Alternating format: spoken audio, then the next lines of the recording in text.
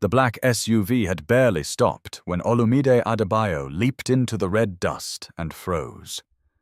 At the edge of the village beneath a torn zinc roof and walls made of cracked mud, an old man was kneeling beside a smoking charcoal stove, coughing so hard his whole body shook. His clothes were thin. His sandals were broken. His hands trembled as he reached for a dented tin cup. Olumide's breath vanished, because that old man was Baba Folayan Adebayo, his father. The father he had spent 10 years believing was safely cared for in the family home. Then Baba Folayan looked up, saw the luxury convoy behind his son, and did not smile. He whispered only one sentence. "So, they let you come back before the truth was buried.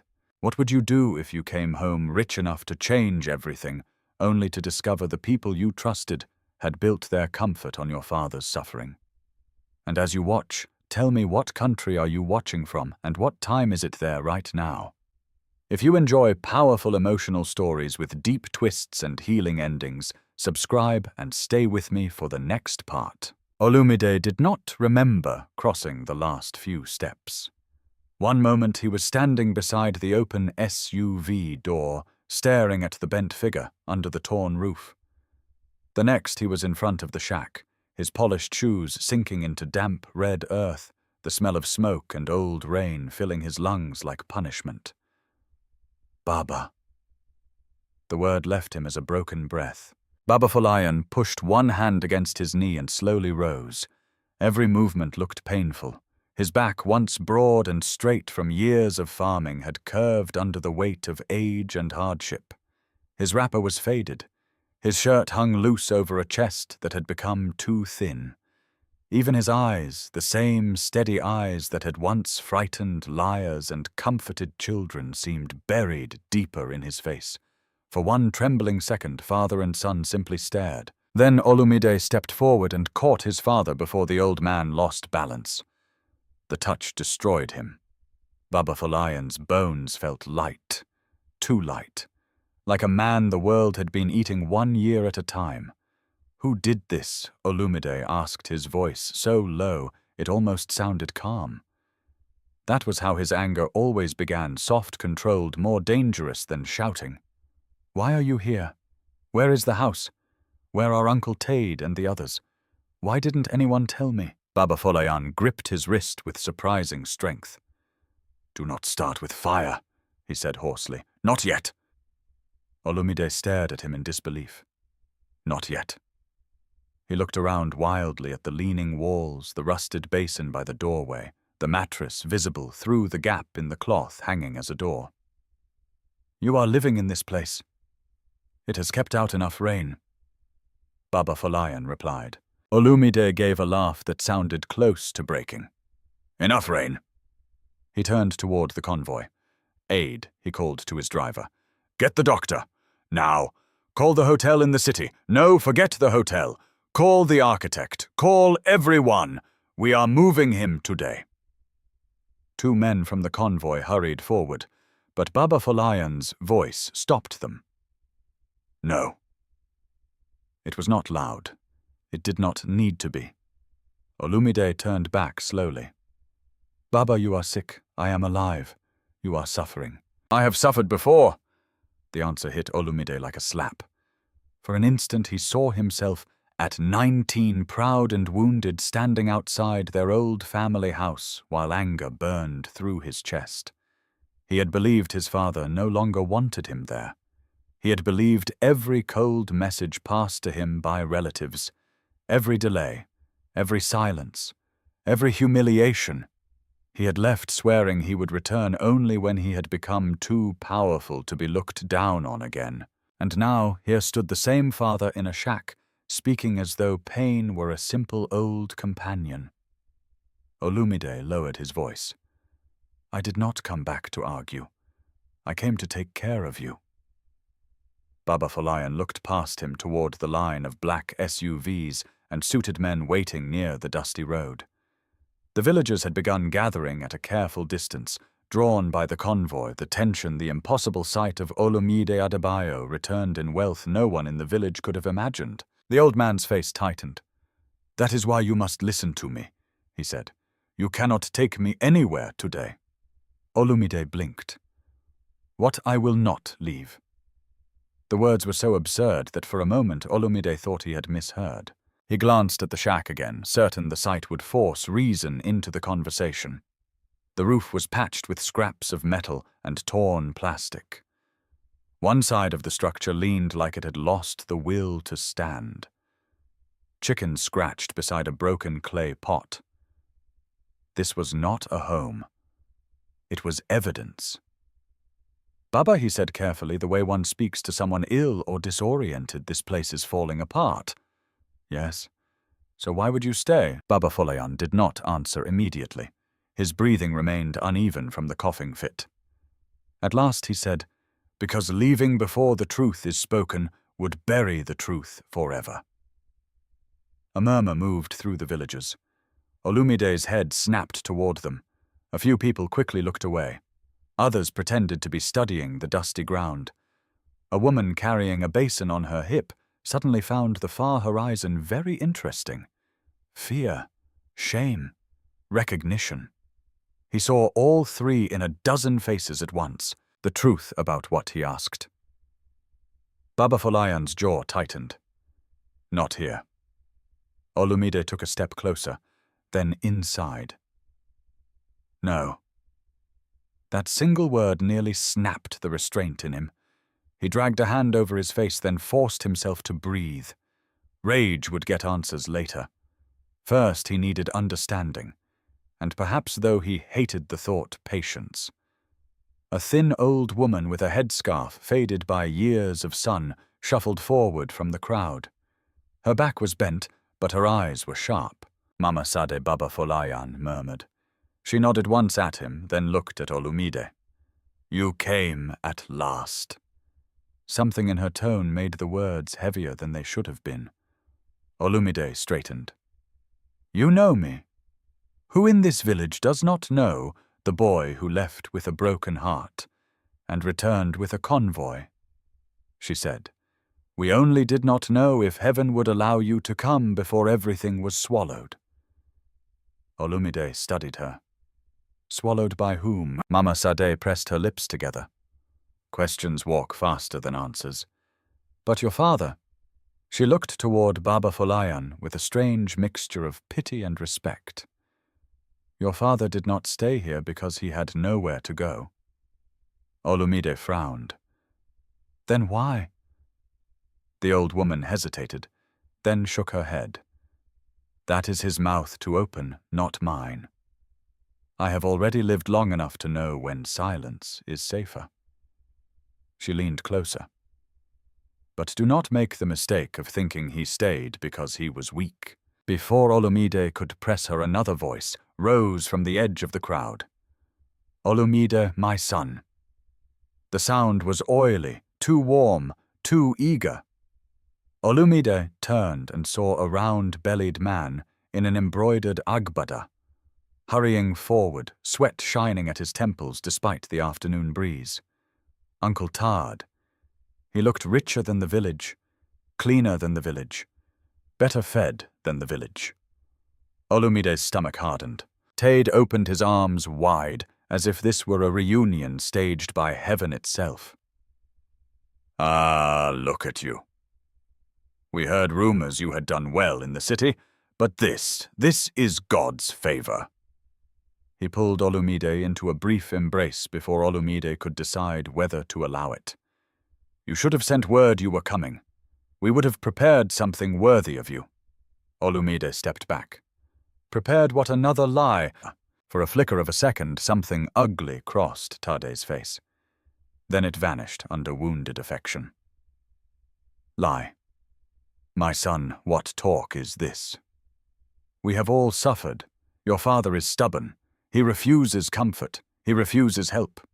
We begged him to stay with us, did we not?" He threw the question toward the villagers. A few nodded weakly, too quickly. Olumide noticed Baba Folayan say nothing. "Where is the family house?" Olumide asked. Tad spread his hands sadly. "Ah, that trouble. You know how things became after your mother died. Debt, drought, legal matters. We did what we could. We all sacrificed. Olumide's eyes narrowed. Did Utede sighed like a martyr exhausted by other people's ignorance? You were gone, Olumide. You do not know how hard it was. Your father would not listen to reason. We cared for him as best we could. At that, Baba Folayan finally spoke. You cared for appearances. The air changed. Tede's smile thinned. Brother, not today. Yes, Baba Folayan said, his voice rough but steady now. Today. The gathered villagers shifted. A child was pulled backward by his mother. Even the breeze seemed to wait. Olumide looked from one man to the other. Beneath Tade's sympathy he saw alarm. Beneath Baba Folayan's exhaustion he saw a decision hardening. He understood then that this was not just a poor old man refusing rescue out of pride. This was a man standing guard over a wound left open on purpose. Olumide turned back to his father. Tell me what you need. Baba Folayan looked at him for a long time, as if measuring not his wealth but his strength. Tonight, he said, when the village is quiet, you will come alone. No guards, no shouting, no money on the table, no promises yet. Olumide hesitated. Every instinct told him to seize control, now force the truth into daylight, drag his father out of that place and make the whole village answer before sunset. But another instinct, older, deeper, recognized the tone in Baba Folayan's voice. It was the voice of the man who had once taught him that some doors opened only for patience. And until then, Olumide asked, until then you will watch, Baba Folayan said, and you will see who is afraid that you have returned. Olumide slowly nodded. He stepped back from the shack, but the fire inside him did not recede. It sharpened. All around him faces shifted. Some guilty, some frightened, some curious, some already calculating what his wealth might mean for them now. Let them calculate, he thought. By nightfall he would begin counting too. Only not money. Lies. Olumide did not go to the city that evening. He ignored 3 urgent calls from his Lagos office, sent away the assistant who kept offering him imported water and updates from the road, and remained in the village as the sun lowered over the red earth.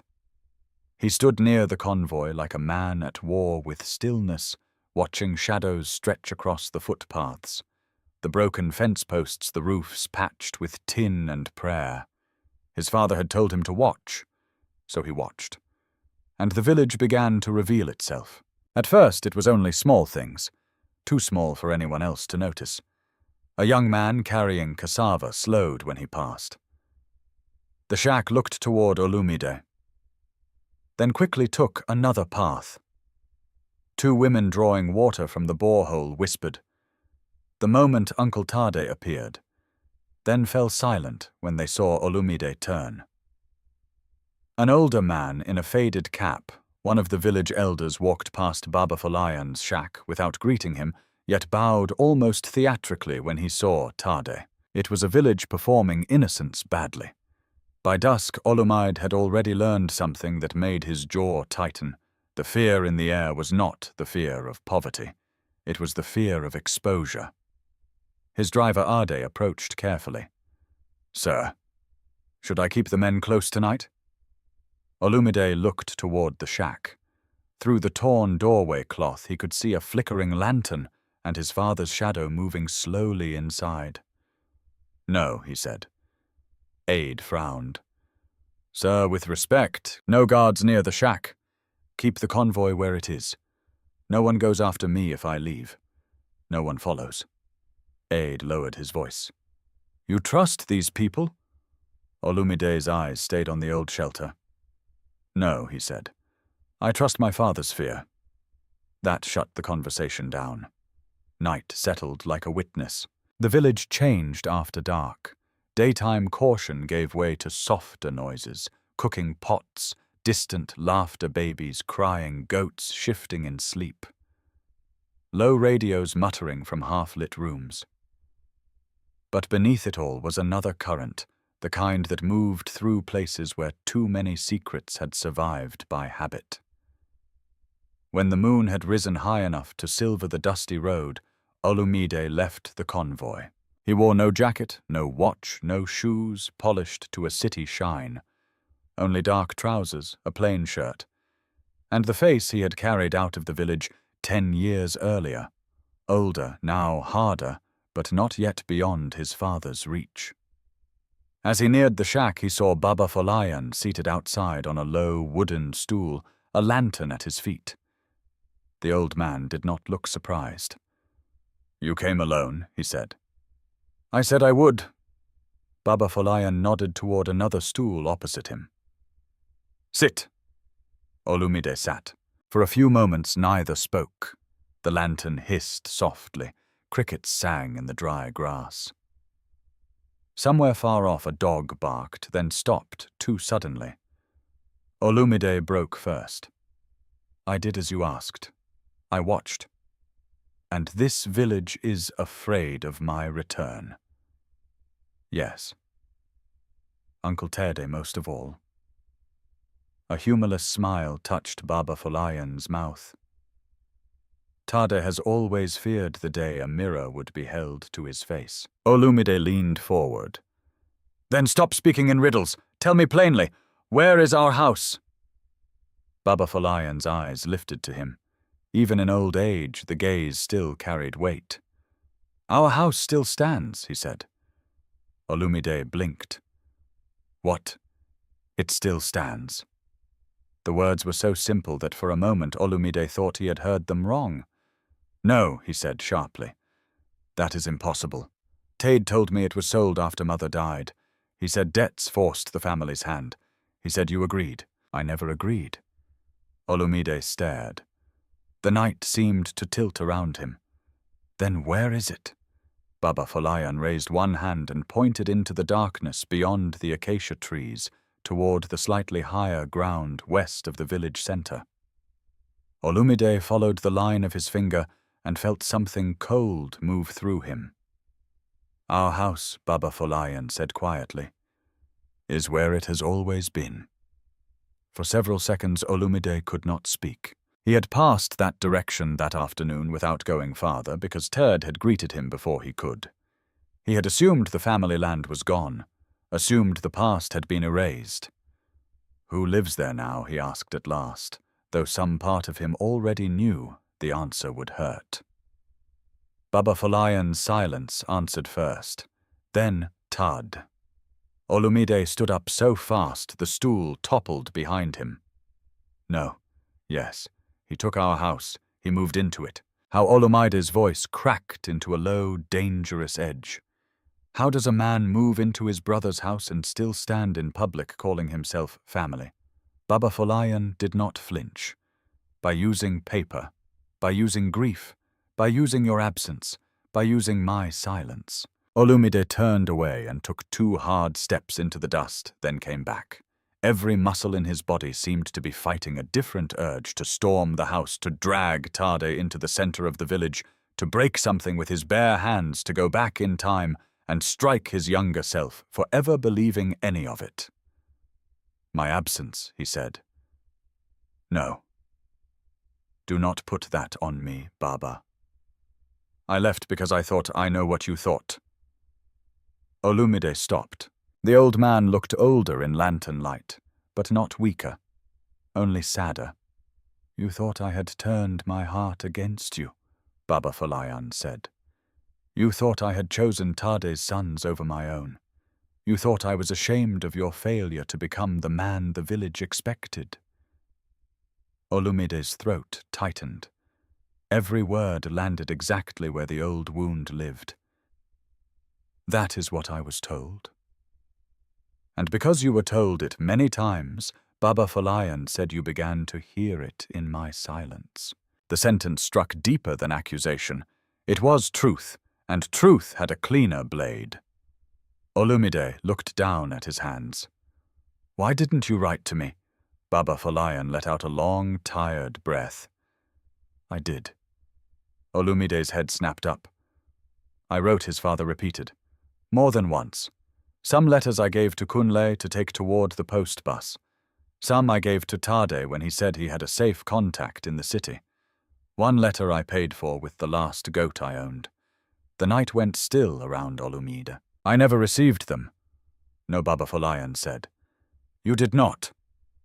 Olumide's heartbeat became a pounding in his ears. Tade intercepted them. "He was not always alone," Baba Folayan replied.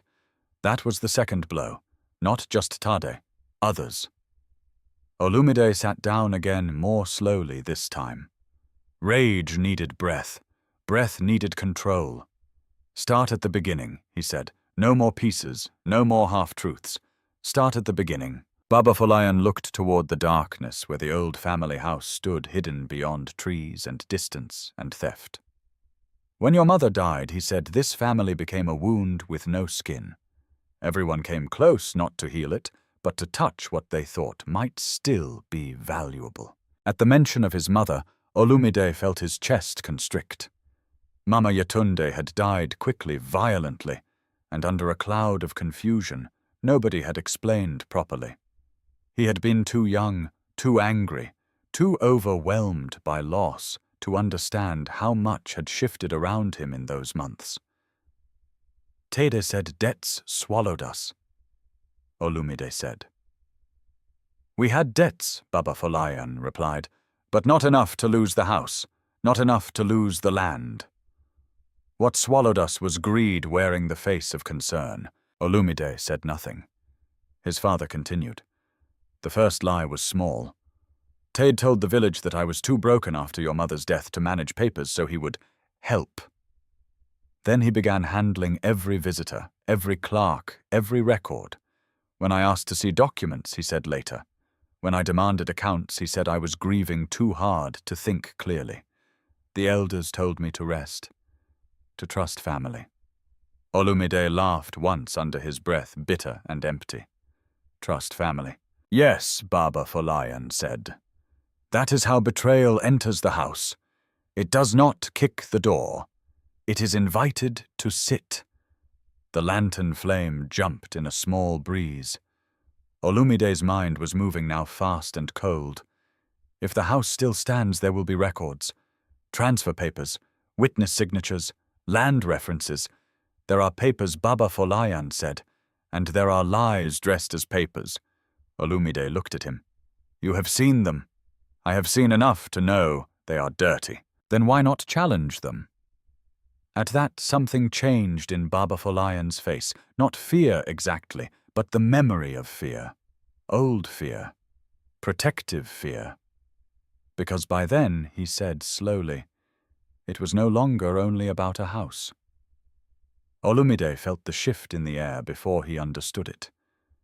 This was the edge of something larger. "What do you mean?" Baba Folayan held his gaze. "I mean the house was the first theft, not the last." A silence opened between them. Olumide spoke carefully. "What else was taken?" His father did not answer at once. He reached down, lifted the lantern, and turned it slightly, so the light fell across the packed earth floor just inside the doorway of the shack. "There is a wooden box beneath my bed mat," he said. "Bring it." Olumide rose, ducked into the shack, and knelt near the low sleeping mat. The air inside smelled of smoke, old fabric, and the stubborn dignity of survival. He pushed aside the mat and found the box almost immediately. It was small, worn, smooth at the corners, and secured with a rusted metal clasp. He carried it outside and placed it on his father's lap. Baba Folayan ran one hand over the lid like a man touching a grave. "This," he said, "is why I did not leave."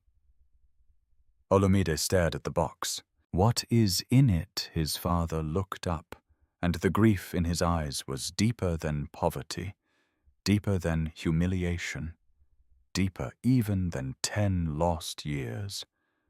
"The beginning," Baba Folayan said, "of what they did to your mother." Olumide did not realize he had stopped breathing until Baba Folayan touched the box again, and the small metal clasp clicked under his thumb. The sound was barely louder than an insect's wing, yet in the stillness outside the shack it struck like judgment. His father opened the lid slowly, almost reverently, as though haste would dishonor the dead. Inside lay a bundle wrapped in old cloth, 2 folded envelopes stained at the corners, a photograph with one edge burnt dark, and a small leather notebook swollen by age and humidity. Olumide stared. For 10 years he had built companies, signed contracts worth more than the entire village had probably seen in a lifetime, and taught himself to read danger in men's eyes before they spoke. But no boardroom had ever made him feel what that little box did now. Small, like a son who had been away too long. Baba Folayan lifted the notebook first and passed it across the lantern light. "Your mother kept records," he said. Olumide took it carefully. The cover was cracked. The pages smelled faintly of damp earth and smoke. Inside the writing was unmistakable, firm, neat, exact. Mama Yatunde's hand. His throat tightened instantly. He remembered those hands. Quick over cassava, gentle on a fevered forehead, ruthless when correcting bad arithmetic. His mother had believed disorder was a type of laziness. She wrote shopping lists like contracts and prayers like promises. He turned the first few pages. Dates, names, measurements of farmland, amounts of grain collected after harvest, mentions of signatures, mentions of visits from local officials. Then farther in the tone changed. She had underlined certain entries, circled others. There were notes in the margin. Same figures repeated falsely. Widow's boundary changed without witness. Balogun came after dark again. Tede said not to ask questions. Olumide looked up sharply. She was tracking them. "Yes," Baba Folayan said. At first she thought it was only carelessness. Clerical tricks, small corruption. Then she saw patterns. Olumide flipped another page and found 3 names listed together several times. Tade Adebayo, Chief Akinwale, Chief Balogun. His jaw hardened. "So it began before she died. It began before you understood what you were seeing," Baba Folayan replied. Olumide kept reading. A page near the middle had been folded inward. He opened it and found a longer entry written with harder pressure. The ink pressed so deeply into the paper it had nearly scarred the next sheet. "If these men succeed, the eastern fields will be gone by planting season. They are moving lines on paper before they move people in daylight. Tede keeps saying it is for development, but no good thing comes to a village through lies told in a whisper. I do not trust the papers. I do not trust Balogun, and I fear the men who smile too quickly when poor people lose land." The lantern hissed. Olumide read the passage twice, then a third time. She knew he whispered. "She knew enough to become dangerous," Baba Folayan said. A cold wind moved across the yard. The cloth hanging in the shack doorway lifted and fell. Olumide placed the notebook on his knee with deliberate care. "Tell me everything." Baba Folayan leaned back slightly, his face lined by the lantern glow. "After your mother began asking questions, people changed around us. Not all at once. That would have been easy to fight. No, it was smaller than that. Visits became friendlier. Warnings became advice. Men who had never cared whether our roof leaked suddenly arrived with concern in their mouths. Tade first, Baba Folayan said. Then Chief Akinwale. Then Balogun from the local office. Always polite. Always speaking of progress. Roads. New trade opportunities. Investors from the city. They said our family was fortunate because our land sat in the path of future development. Olumide let out a humorless breath.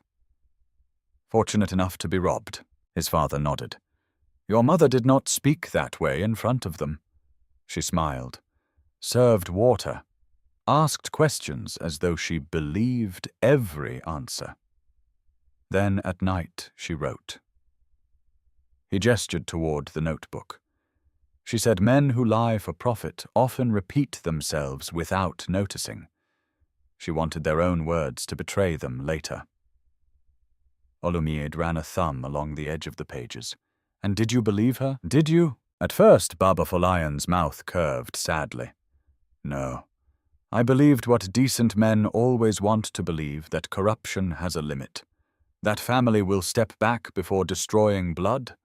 That if you confront wickedness early, shame will do the rest.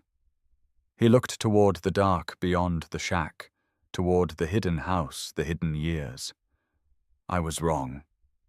Olumide swallowed. What happened after she found more? Baba Folayan reached into the box and removed one of the folded envelopes. He handed it over. Inside was a single sheet. A photocopy blurred in places, but still readable enough. Land boundaries, official marks, a transfer reference number, names of households. Some lines had been altered by hand. Olumide's eyes narrowed immediately. This is false. Yes, the acreage figures do not match village records. And these witness signatures, he looked closer. These two names belong to men who were dead by then. Baba Folayan gave one slow nod. Your mother noticed the same thing. Olumide stared at the page. Why keep only a copy? Because the original disappeared the day after she confronted Tade. That sentence landed like a stone in water, sending dark circles through everything. She confronted him directly. She confronted all three, Baba Folayan said. Tade in our yard, Akinwale in the presence of two elders, Balogan at the district office. Your mother had courage, but it was not reckless courage. She believed truth spoken aloud would frighten men who depended on shadows. Olumide looked at his father's face and already knew the answer. It didn't. No. He waited. Baba Folayan's voice grew lower. 3 days later, a fire broke out in the storage room where some old land ledgers were kept. By morning, everyone was saying important documents had been lost. Tade came to our house with tears in his eyes, talking about tragedy and confusion. Your mother looked at him for a long time and told me after he left that no one cries so neatly unless they have practiced. Despite everything, Olumide almost smiled. That sounded exactly like her. The smile vanished just as quickly. And then, he asked. Then the pressure grew. Baba Folayan clasped his hands together. Men began warning me not to let a grieving woman destroy the family's peace. Akinwale said the village needed unity, not accusations. Balogan hinted that false allegations against officials could bring punishment. Tade began visiting you more often, filling your ears with half-truths while pretending to defend us. Olumide's chest tightened. He remembered now fragments he had dismissed at the time. Uncle Tade sitting with him under the mango tree, shaking his head sadly, saying his mother's death had unbalanced the house. Tade urging patience. Tade saying Baba Folayan was too proud to listen to anyone. Tade saying the future would belong to whichever son was wise enough to leave before grief ruined him too.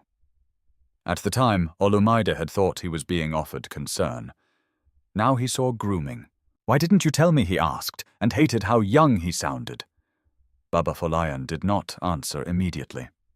He reached back into the box and took out the burnt-edged photograph. Olumide accepted it. It was an old family photo taken in front of their house. He recognized the walls, the doorway, the guava tree that used to lean too far left. His mother stood at the center, serious as always when cameras appeared. Baba Folayan beside her, shoulders square. Olumide, younger, thinner, trying not to smile because he had been determined to look like a man. And at the very edge, almost outside the frame, Tade. Only half of Tade's figure remained. The burnt portion had eaten the rest. Your mother burned that edge herself, Baba Folayan said quietly, after her last argument with him. Olumide looked up. She said, if a snake insists on entering the family portrait one day, someone must remember where it stood. For a moment the only sound was the crackle of the lantern. Then Olumide asked the question he had been avoiding since the box opened. The night she died. Baba Folayan's eyes closed briefly. Olumide felt his own pulse in his throat. Tell me. His father opened his eyes again. What lived there now was not merely grief. It was guilt fermented into something older and heavier. She left before dawn, he said. She said she was going to meet someone near the eastern fields, a woman from one of the displaced families, someone who claimed to have seen a second ledger hidden before the storeroom fire. Did she say who, number, only that if the woman was telling the truth, everything could still be stopped? Olumide leaned forward. And did Mother take the notebook? She took pages from it, not all, only the ones she believed could prove patterns. Baba Folayan's voice roughened. She also took copies of 2 records and a list of names. Olumide looked at the documents in the box. These, some of them, not all. A cold prickle moved along his arms. What happened on the road? Baba Folayan's face hardened in a way Olumide had not seen since childhood. They said her bicycle struck a loose stone near the drainage ditch. They said her head hit a rock. They said no one was there when it happened. And you believed that no? The answer came with no hesitation. Why not? Because when I reached her, Baba Folayan said the papers were gone. The words seemed to empty the air. Olumide stared. She still had the satchel strap across her shoulder, his father continued, but the satchel itself had been cut away. Olumide's hands curled into fists. There was more, Baba Folayan said. Mud all around. Footprints not belonging to her. One set heavy, one narrower. And her wrist. He swallowed. There were bruises. For an instant Olumide could not feel his own body. He was all heat and ringing silence. She was attacked. I believe she was stopped, Baba Folayan said. Whether they meant to kill her or only frighten her, God knows. But your mother did not die carrying what she left home with. Olumide stood up again, unable to sit under the weight of it. He paced once through the small patch of earth before the shack, then turned back. You knew this all these years. Yes, and you stayed here.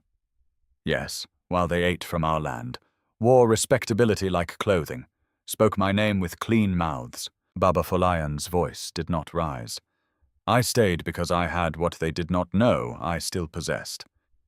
He touched the box. Fragments. Olumide stared down at the notebook, the copied record, the photograph, the envelopes. Fragments. Not enough for a court yet, but enough for a story to stop being madness. Enough for a son to understand that his father's silence had not been surrender. It had been survival. Still, one question burned hotter than the rest. If you knew all this, Olumide said slowly, why let me hate you? Why let me leave believing you had chosen them over me? Baba Folayan looked at him, and for the first time that night, pain broke cleanly across the old man's face. Because after your mother died, he said they stopped threatening only land. Olumide went still. His father's next words fell one by one, each heavier than the last. They began asking where you would be traveling, and whether accidents can visit young men too. The words did not merely shock Olumide, they rearranged the meaning of his entire life. For a long moment he stood motionless outside the shack, the lantern light cutting across one side of his face, while the other remained in darkness. Behind him the village slept under its blanket of silence. Before him sat his father, tired, weathered, and terrible in his honesty. They threatened me, Olumide asked at last. Baba Folayan's eyes did not leave his son's face. Not with a knife held to your throat. Men like that are rarely so direct in the beginning. They threatened with suggestion, with stories, with warning wrapped as advice. Olumide said nothing. His father continued. Tade began asking too many questions about your movements. When you would travel, where you stayed after leaving school, whether you had friends in the city? Balogan said once, smiling, that ambition makes young men careless near highways. Baba Folayan's jaw tightened. Chief Akinwale laughed and called it a joke. But there are jokes that carry the smell of graves. Olumide's chest rose and fell more slowly now, but the restraint in him had become colder, more dangerous. So that was it, he said. You let me believe you had cast me out, to keep me alive. Baba Folayan lowered his head for a moment, then lifted it again. I chose the wound I thought would not kill you. The sentence cut clean. Olumide turned away, pressing one hand to the back of his neck as though he could hold his thoughts in place by force. He saw himself again at 19, furious, proud, convinced he had finally understood the hard truth of his father's heart. He remembered the last terrible quarrel, the words delivered to him by others, the message that his father had no use for a son who questioned family decisions, the silence afterward, the burning shame, the train station, the promise he made to himself that one day he would return with success so blinding no one would ever humiliate him again. He had built an empire on a lie designed to exile him, and the man he had hated in secret had been the one paying the price. Olumide turned back. Why not tell me later, he demanded, though his voice was lower now. Why not find one safe way to send word? One person outside the village. One priest, one trader, one lawyer, anyone. Baba Folayan looked at him with exhausted patience. Do you think I did not try? The anger in Olumide faltered. I tried through letters, his father said. You know that now. I tried through men passing toward Ibadan, through a pastor who promised discretion, through one of Balogan's clerks whom I thought greedier than loyal. Some disappeared. Some returned afraid. One man told me plainly that anyone helping reconnect us would be watched. Olumide's mouth tightened. Watched by Tad. By more than Tad. That again.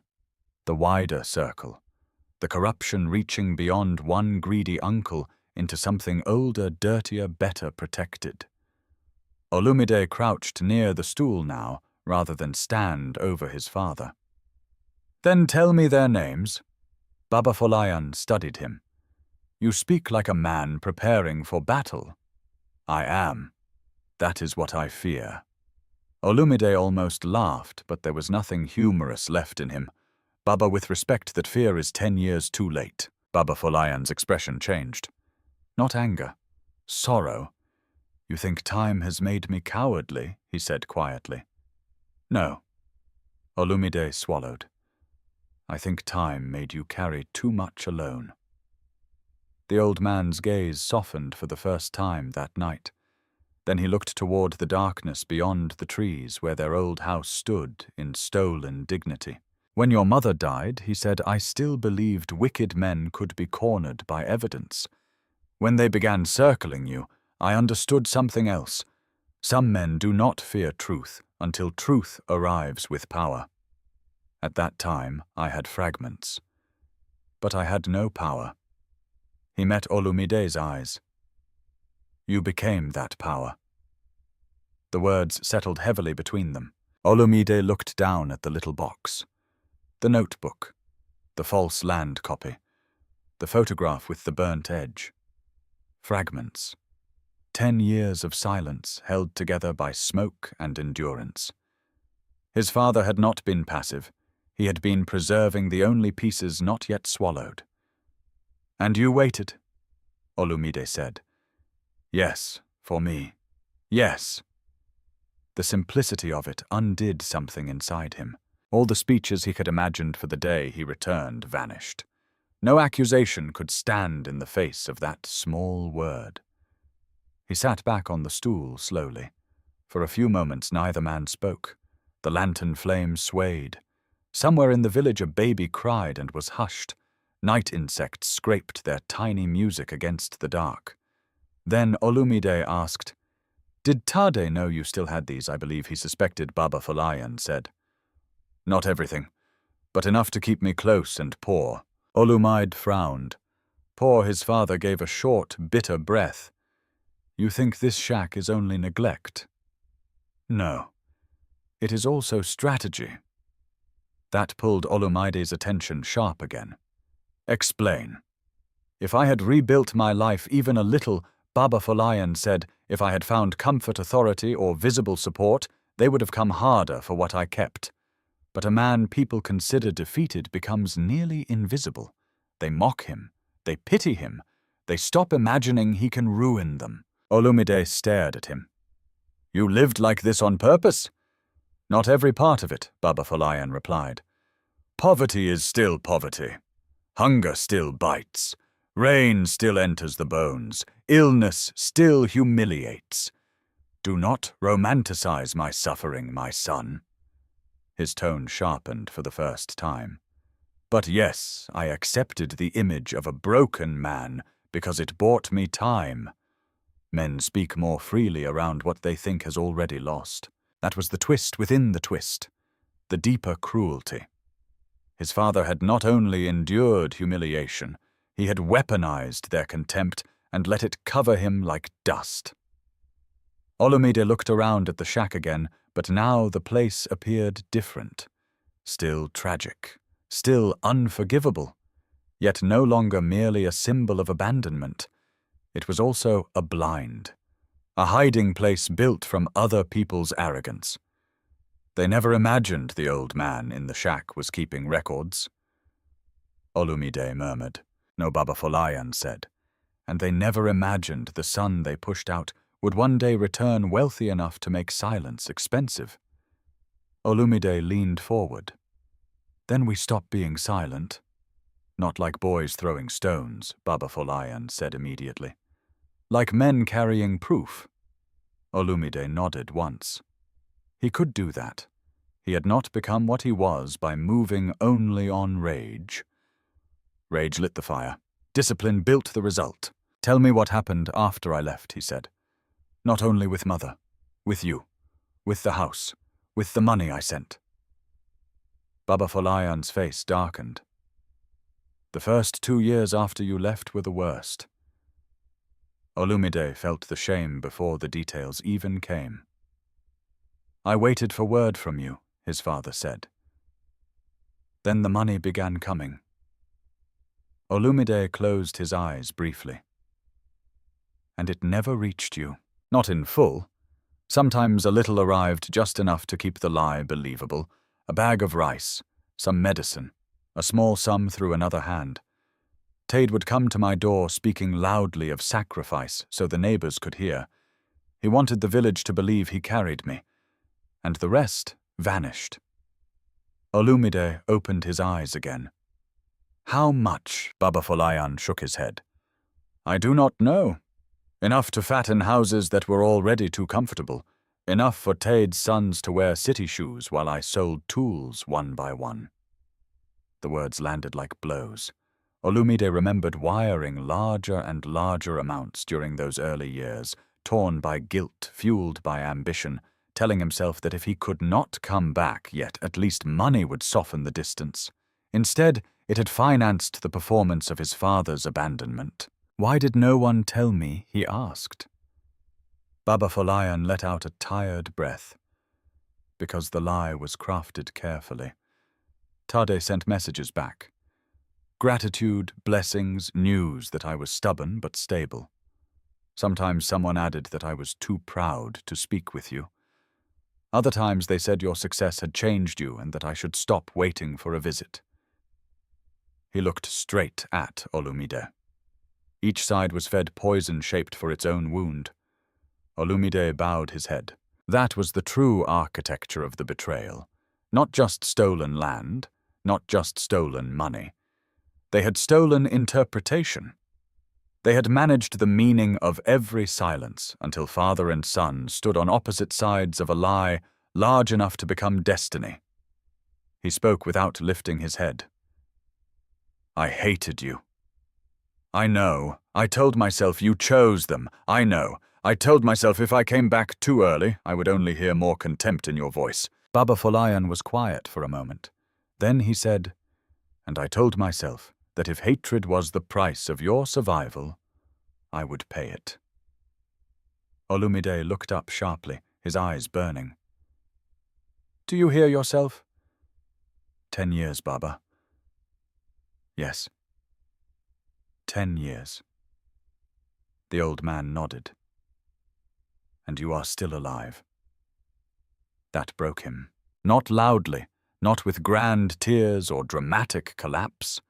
It broke him in the quieter, more dangerous way through the loss of every defense he had built around memory.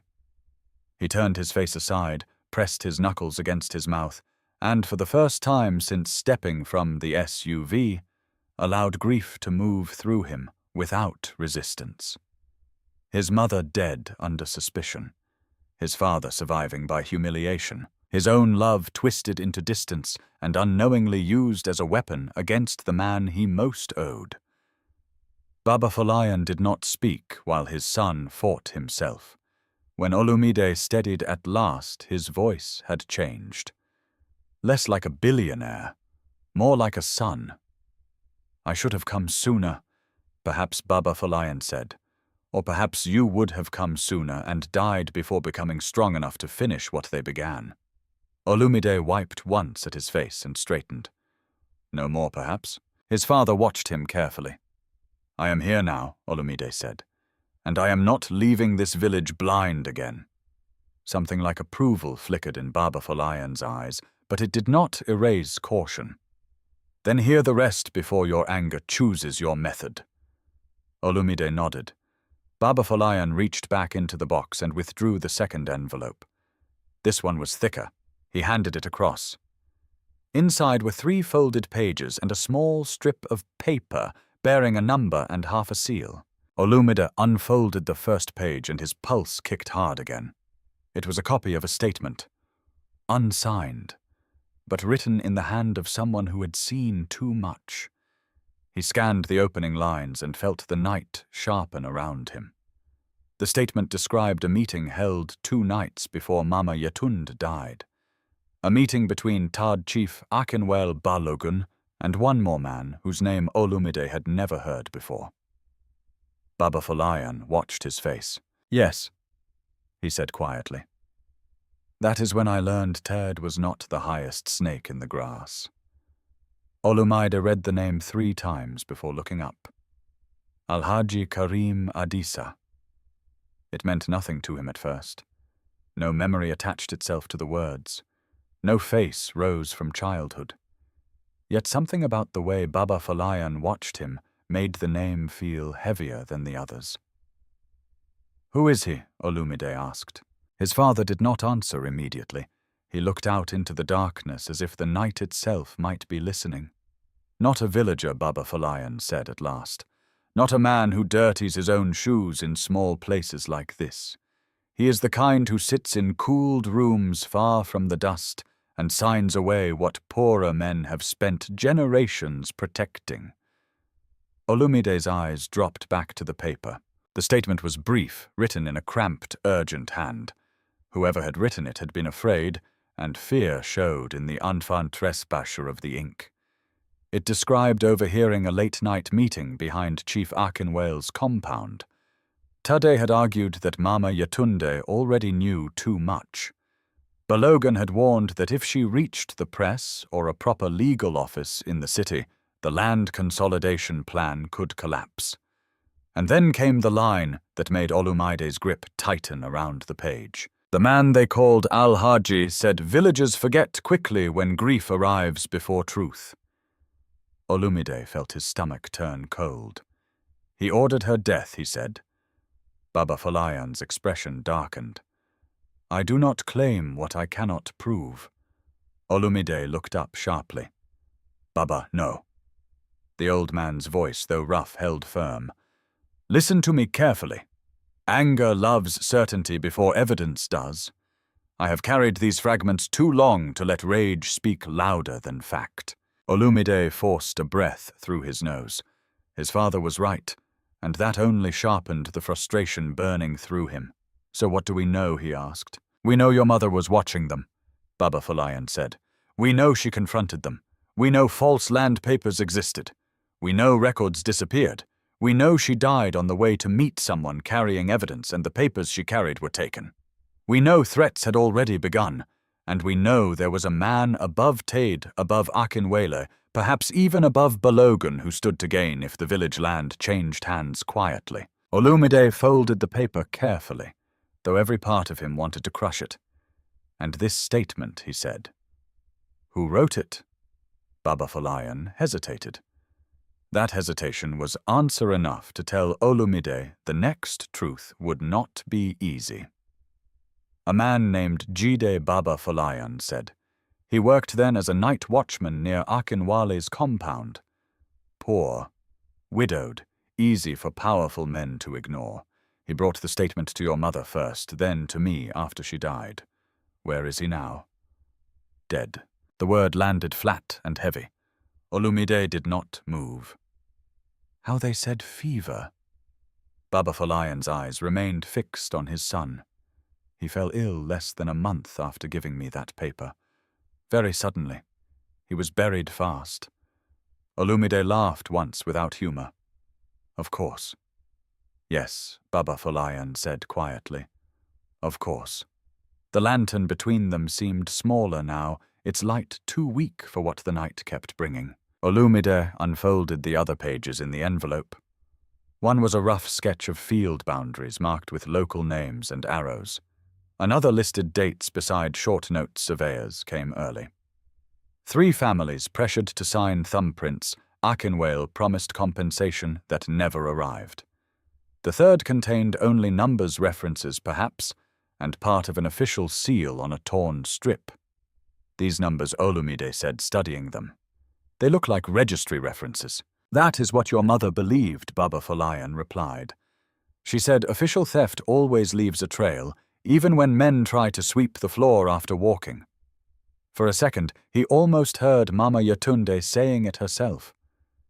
Olumide placed the papers beside the notebook and leaned forward, elbows on his knees. Tell me about the land, he said. Not the lies. The actual motive. Baba Folayan nodded slowly, as though this was the question he had waited years for his son to ask properly. You remember the eastern fields? Of course, the eastern fields had shaped his childhood.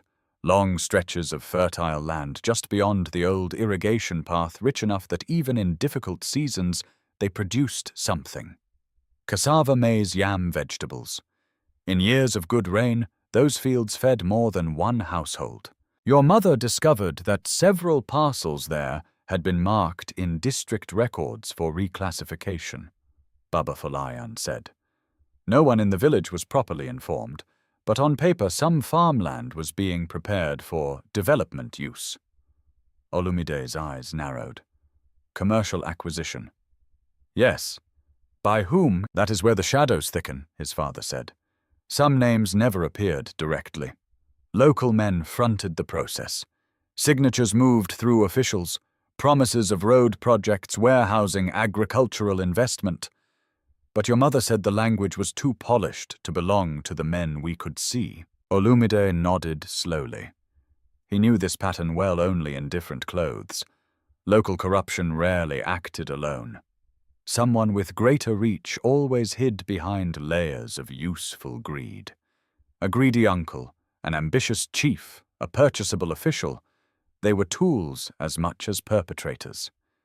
And Alhaji Karim Adisa, he said. What was he to this process? A broker, a buyer, a fixer? I cannot say which name fits best, Baba Folayan replied. But I heard enough over the years to know he moved between districts helping powerful people gather land without public fights. He preferred confusion, not open war. Olumide's mind was already moving ahead. Does he still operate? I do not know. Olumide looked at him. But you think so? Baba Folayan's silence again answered first. Yes, he said finally. Men like that do not retire because one village has been drained. They move on. The sentence ignited something else in Olumide. Not only rage for the past, but a widening sense of scale.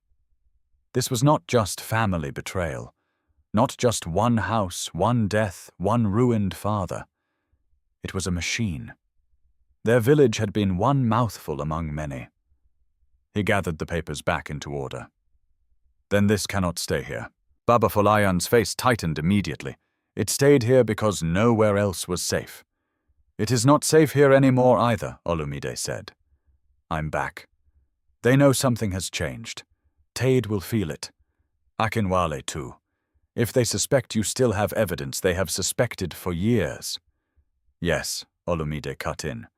But suspicion is not the same as certainty. My return changes the calculation. That much was obvious. Men who grow comfortable around a powerless witness panic when that witness suddenly gains a weapon. Baba Folayan studied him in the lantern light. What do you intend? Olumide answered without hesitation. First, duplicate everything. Secure originals in at least 2 places outside this village. Then verify the registry numbers. Quietly. No public move yet? A faint, almost sad smile touched Baba Folayan's mouth. You do sound like a man from Lagos now. I sound like your son, who finally understands what silence cost. The old man's expression sobered again. And after verification, then we decide whether to go through law press or both. Or force. Olumide met his father's gaze. I did not say force. You did not need to. For a moment they looked at each other across years of absence and resemblance. Olumide recognized the warning in his father's eyes, not fear of confrontation itself, but fear that power could bend even justice into revenge if left unattended. I am angry, Olumide admitted, more angry than I can put into words. But I am not stupid. Baba Folayan nodded once. Good. Stupidity is what wicked men pray for in the righteous. That silenced him. The old man reached for the notebook again, opened to a page near the back, and tapped a line with one bent finger. Olumide leaned closer. The entry was shorter than most. Spoke with woman from River Path again. She says widows in 2 neighboring villages lost fields under same clerk. Same seals, same promises. Need proof beyond our boundary. Olumide looked up. She found similar cases.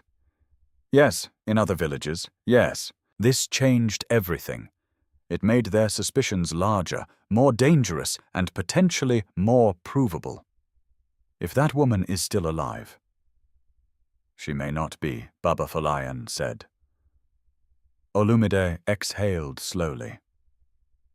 Then we find out. The idea was beginning to form clearly now. Not merely defend Baba Folayan's dignity, not merely recover a stolen house. Expose a pattern. Pull one thread until the cloth tore.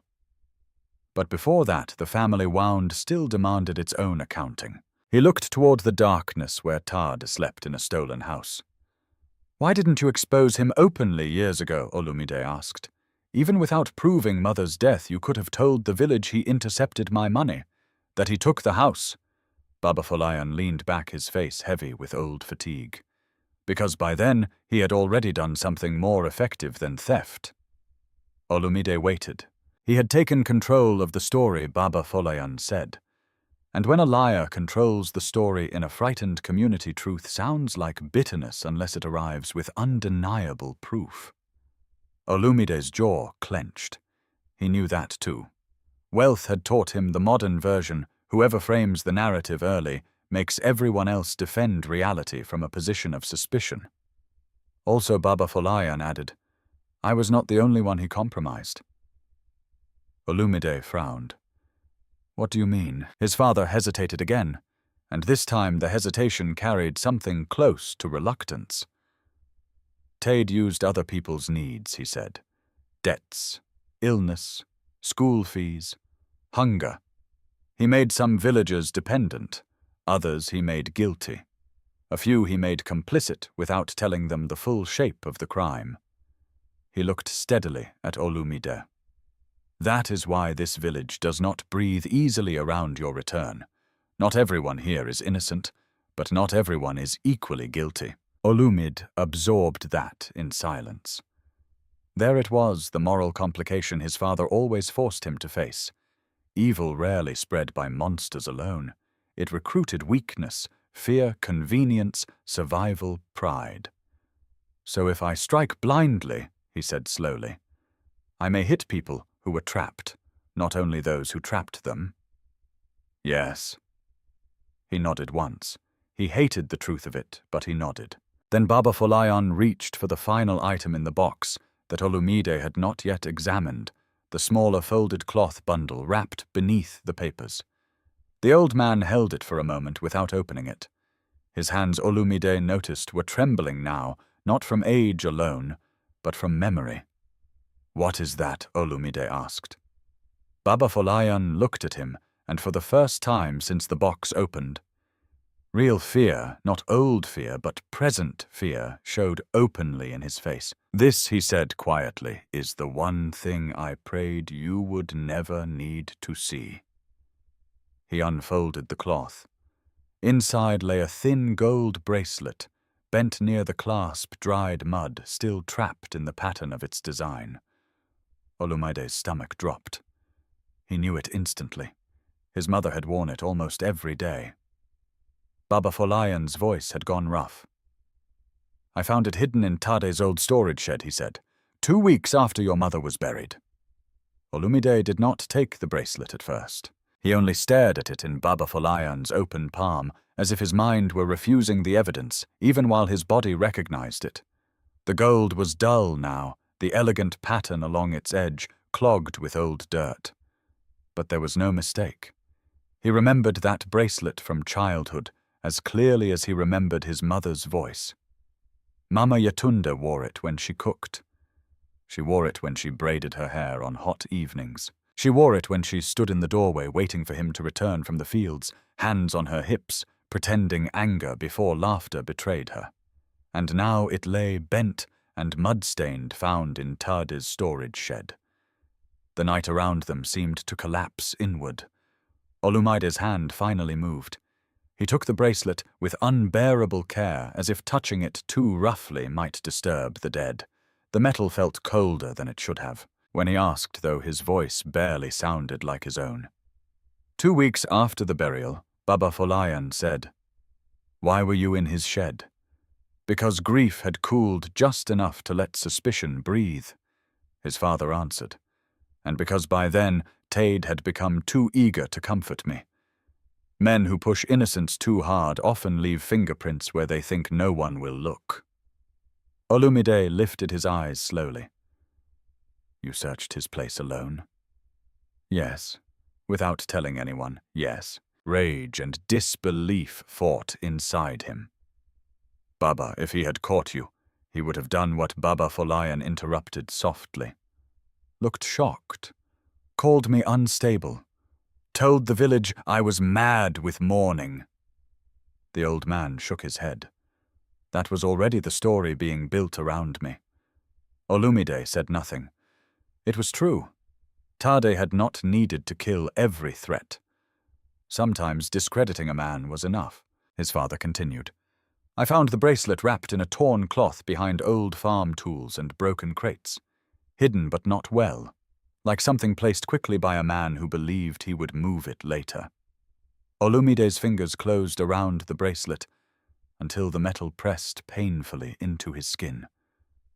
"Why didn't you confront him?" "Then." Baba Folayan's face tightened. "I almost did. Almost." I walked halfway to his house that night. His father's gaze drifted toward the darkness beyond the trees. Then I thought of what I did not have. No witness to where I found it. No proof of how it got there. No one in the village willing to stand beside me against Tade Akinwele and Balogan together. Only grief. Only suspicion. Only a bracelet that could be explained away. Olumide's jaw hardened. "Not easily." "No," Baba Folayan said. "Not easily. But enough to divide doubt. Enough to make the story muddy. And muddy truth is what liars survive on." The sentence hung between them. Olumide opened his hand and looked at the bracelet again. He imagined his mother wearing it on the morning she left home for the last time. He imagined the violence of it being torn from her. The thought made heat flash behind his eyes. "So you kept it hidden," he said. "Yes." And waited. Yes, that word again. Waited. Olumide now understood that waiting had been his father's harshest form of courage. Not the courage to strike. The courage to endure without wasting the chance for final justice. Still, the son in him could not accept the cost. "You lived in that shack while keeping this?" he asked. "Every day you woke up with this buried near your sleeping mat?" Baba Folayan nodded once. Olumide let out a breath that shook halfway through. "How did you survive that?" His father looked at him with an expression so tired it was almost tender. "By deciding that pain is easier to carry when it has a purpose." Those words would have sounded noble in another man's mouth. In Baba Folayan's, they sounded brutal. For a few moments neither spoke. Then Olumide said, "Tade cannot know we have opened this box." His father gave a slow nod. "I agree. It changes everything." "Yes." No, Olumide said, thinking aloud now, every instinct sharpening into strategy. "It changes the pace, not the direction. If this bracelet is connected to Mother's death, then Tad is not just a liar or a thief. He is tied to the last place one of her personal items surfaced after she was attacked. Even if he did not strike her himself, he knows far more than he has ever admitted." Baba Folayan watched him carefully. "And what will you do with that knowledge?" Olumide turned the bracelet over once in his palm. "Not what he expects." The old man's eyes narrowed slightly. Meaning, I will not confront him tonight. I will not give him the satisfaction of knowing what I know. Men like Tad survive by preparing speeches. I want him unprepared." Baba Folayan studied him a moment longer, then nodded. "Good." Olumide crouched closer. "But I need more than anger and fragments. I need living mouths. Yes, people who can still speak." His father exhaled slowly. "That is the difficult part. Because they're dead. Some. Or bought. Some. Or afraid." His father's silence confirmed the rest. Olumide looked out across the sleeping village. Somewhere beyond those huts and footpaths were people who had watched guest benefited stayed silent, or been trapped into dependence. His father had warned him already. Not everyone was innocent, but not everyone was equally guilty. That distinction mattered now. He could not move through the village like a rich avenger crushing everything under his certainty. That would satisfy his rage and possibly destroy the truth. He needed to test people, quietly, carefully, systematically. "Tomorrow," he said, "I begin with the ones least likely to lie well." Baba Folayan lifted a brow. "Such as those who did not expect me to stay?" Olumide thought for a moment. "Kunle first, then Mama Sade, then anyone who benefited from helping you. I want to hear how they explain themselves before they know what I already have." His father nodded faintly. "You are learning." Olumide almost smiled. "Late. Still learning." The correction softened something between them. He wrapped the bracelet back in the cloth and placed it beside the papers, though this time he kept it near his leg rather than return it to the box immediately. "What about Amara?" he asked. Baba Folayan looked mildly surprised. "The teacher, I saw her this afternoon," Olumide said. She stood farther back than the others, but she did not look away when Tade arrived. Everyone else dropped their eyes. She watched him. His father considered that. "Amara was a child when your mother died, but she hears things. Children who grow into quiet adults often do." That sounds like approval. It sounds like caution with a door slightly open. Olumide accepted that. And Kunle, a more readable expression crossed Baba Folayan's face this time. Kunle has remained a better man than this village deserved. That mattered. Praise from Baba Folayan had always been stingy because it meant something when given. Then Kunle may know where the fear settles, Olumide said. Who owes what? Who breaks fastest when pressed? His father's gaze sharpened. Pressed by money. Sometimes, Baba Folayan frowned immediately. Do not buy truth too quickly. Bought truth often comes dressed for the buyer. Olumide nodded. Another lesson still intact after 10 years apart. Then, not money first, he said. Memory first, shame second, contradictions third. Let them trap themselves. A faint grim approval flickered in the old man's eyes. The night deepened. A breeze stirred the dry grass beside the shack. Olumide realized with a sudden strange force that this sitting in the dark with his father speaking not as strangers wounded by silence, but as two men working toward the same justice, was the first real conversation they had shared in more than a decade. The fact broke his heart all over again. He spoke more quietly now. Baba, when you saw me today, what did you think? His father did not answer at once. He seemed almost caught off guard by the question. At first, he said, I thought perhaps God had decided I had carried enough. Olumide looked down. And then Baba Folayan continued. I thought perhaps God was testing whether pain had turned my son into a man ruled by pride. Olumide let out a small breath. And your verdict? That is still being written, despite everything that drew the ghost of a smile from him. It vanished when footsteps sounded on the path. Both men went still. The footsteps did not hurry. They approached with the uncertain rhythm of someone wishing to appear casual after failing to stay away. Lantern light caught movement beyond the thin line of shrubs. A figure emerged. Kunle. He had aged, of course. His shoulders broader, his beard fuller, his face cut by years of work. But Olumide recognized him immediately, the friend who used to race him to the river, the friend who once took blame for a broken window just because Olumide's father was stricter.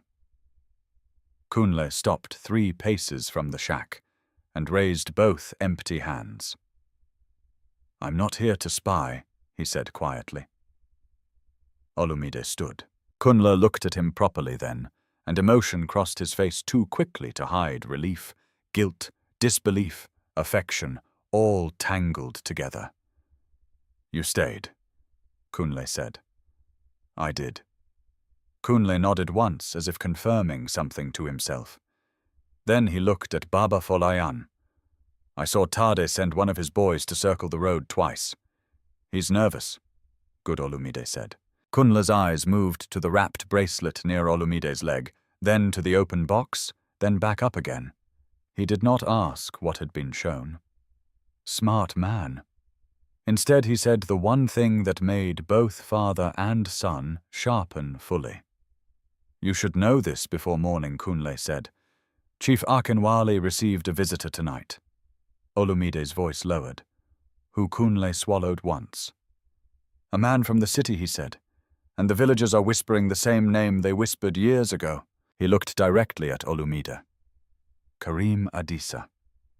The name landed like a spark in dry grass. Olumide was on his feet before Kunle finished speaking the wrapped bracelet, forgotten, for one dangerous second beside the open box. Baba Folayan's hand moved instantly, not fast but precise, and closed the box lid with a firm click that sounded louder than it was. The old man did not rise. He did not need to. The authority in his voice cut across the heat rushing through his son. Sit down. Olumide did not.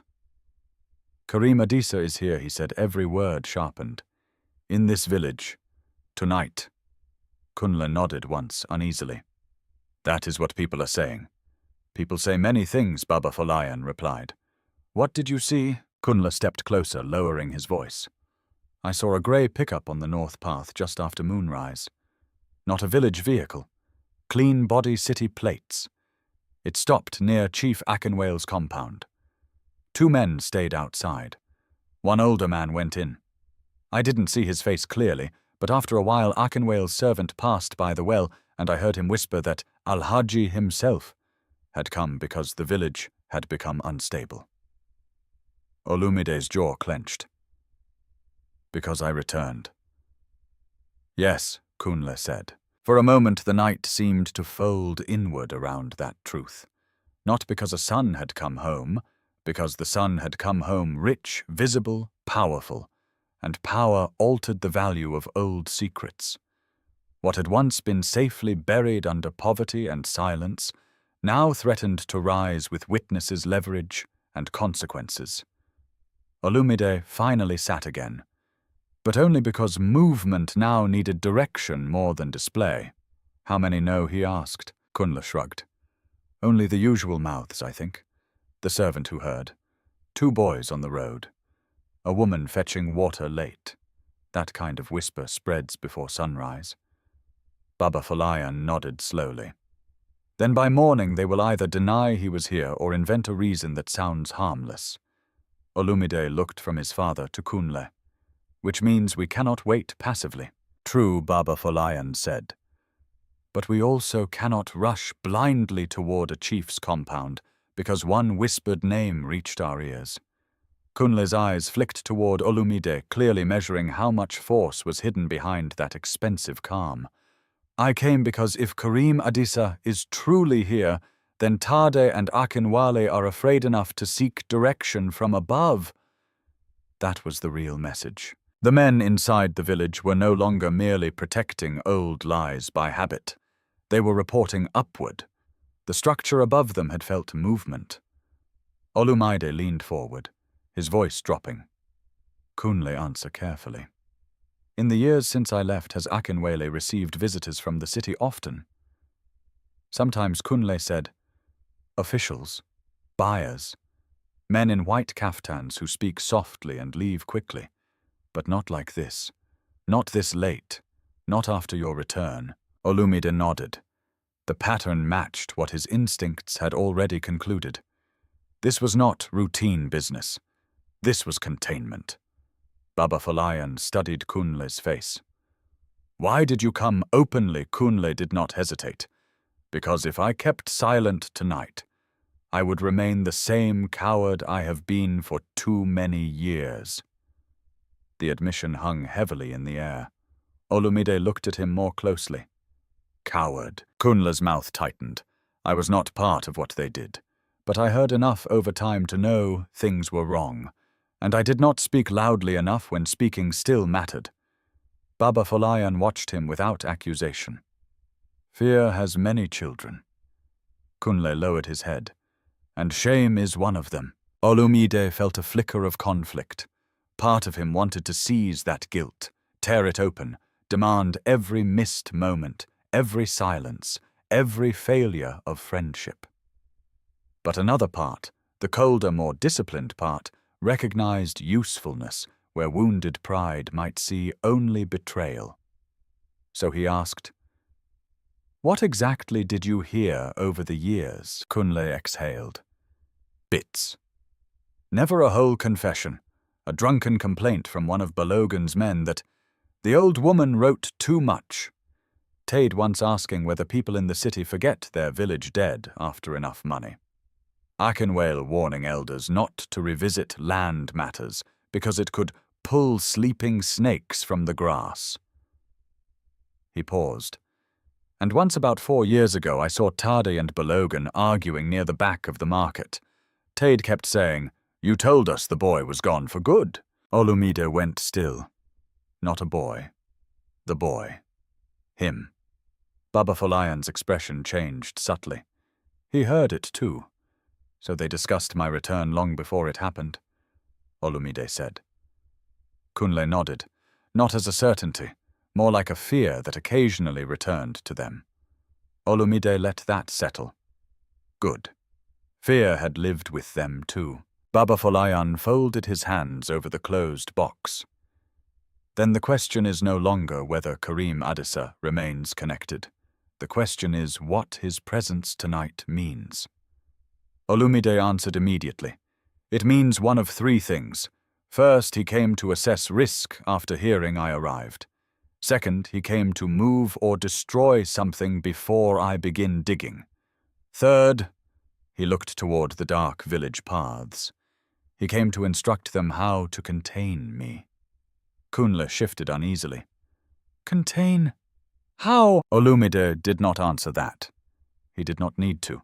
They all knew the possibilities. Character assassination, bribery, a false reconciliation, manufactured public sentiment, or something dirtier.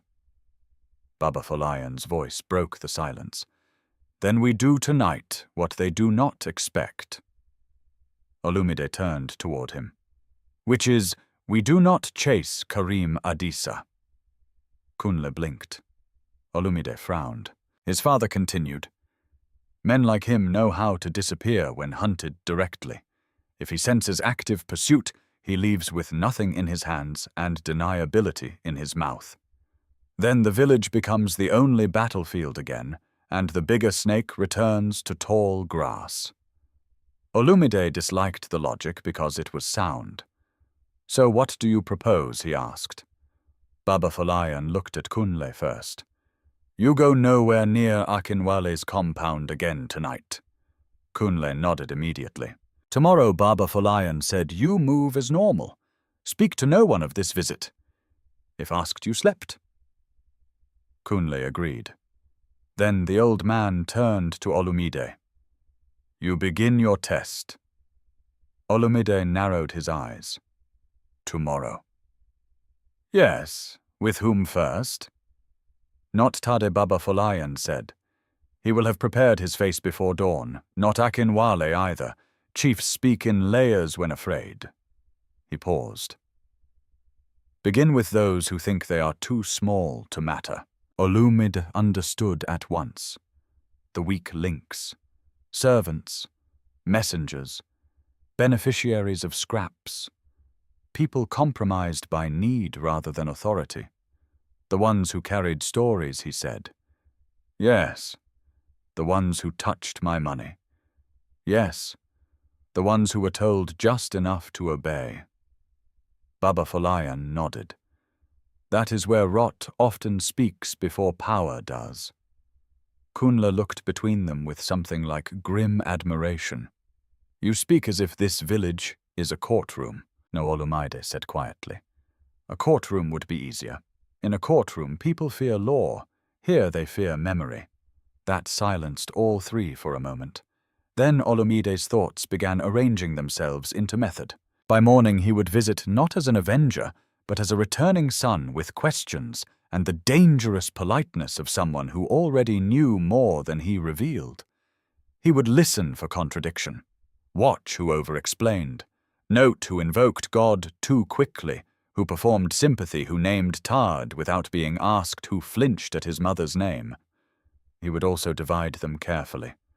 Some people, when confronted alone, hold themselves together. Some fall apart if they think others have already spoken, and some become honest only when offered a door back to dignity. He looked at Kunle. I need names. Kunle hesitated only briefly. Then he crouched and drew in the dust with one finger. Bode, he said first. Tede's wife's nephew. He helped carry messages between compounds and to the district road. Olumide memorized it. Mrs. Ronka Kunle continued. The widow near the old mango grove. She received sacks of grain from Tade for watching Baba Folayan some nights. She knows who visited the shack when they thought he was too weak to resist. Another name, Isaac Kunle said. Akinwale's former driver. Drinks too much palm wine. Talks when he feels unseen. Lost his position last year after some quarrel over money. Olumide stored that too. And one more, Kunle added, his voice tightening. A woman named Mojisola. She works sometimes for Balogun when he comes through. Writes letters for people who cannot read well. I always suspected she handled words that were not hers. That one mattered immediately. Letters. Interception. Manufactured messages. Olumide's gaze sharpened. How long has she been doing that? Years. Baba Folayan's expression remained carefully neutral, but Olumide could feel the significance deepen. If Mojisola handled letters for Balogun and others, she might be one of the quiet hands that helped sever communication between father and son. The idea hit him with such force that he stood again. Mojisola first, he said. No Baba Folayan replied at once. Olumide turned sharply. Why not? Because if she is connected to letters, she is connected to old communication trails. And if Karim Adisa truly came tonight, then anyone tied to paper may already be under warning before dawn. Olumide held his father's gaze, then slowly nodded. Again right. Then who first, he asked. Baba Folayan looked at Kunla. Mrs. Ronke.